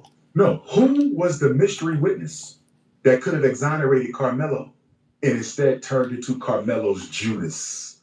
Eddie Parra. Remember him? Yes. Who was Eddie Parra? Carmelo's girlfriend's play cousin. Eddie invited Carmelo under the tent. Judas and the Black Messiah. Judas and the Black Messiah. Eddie Para, mixed race, black, Asian, or black, Latino. Either way, his mom not black, right? He invited Carmelo under the tent. He's play cousin to Carmelo's girlfriend. So I'm telling Carmelo Anthony's mom and dad, tell Carmelo he cannot communicate with his girlfriend because the witness who stood on the side of the twins' loom, he did not stand up for Carmelo on that bench. He stood up for the white twins. Yes, he did. He lied under oath and said, Yes, he did. Yes, he did. Changed his story a few times, and they had to pull out photos and everything. It's like, isn't this you and Carmelo hanging out? You're saying that you wouldn't call yourself a friend, but these are friend moments. These are things that friends do. You know? Yeah, they caught him up in that. They definitely caught him up in that. So everything Umar is saying is accurate, ladies and gentlemen. I'm going to go ahead and hop off of here, man. Get me a quick old man nap in. You know, I appreciate everybody. I will be back live, you know, later on. We'll be talking about some more of this. I'm not going to let it go. We're going to stay on top of it, you know. So, I'll say to everyone, have an amazing day. Thank you for joining me. And remember, treat each other like human beings. Because that's exactly what we are. Each and every one of us deserve respect from one another. Teach your children that as well. Keep your hands to yourself as well. Our shape, brothers and sisters.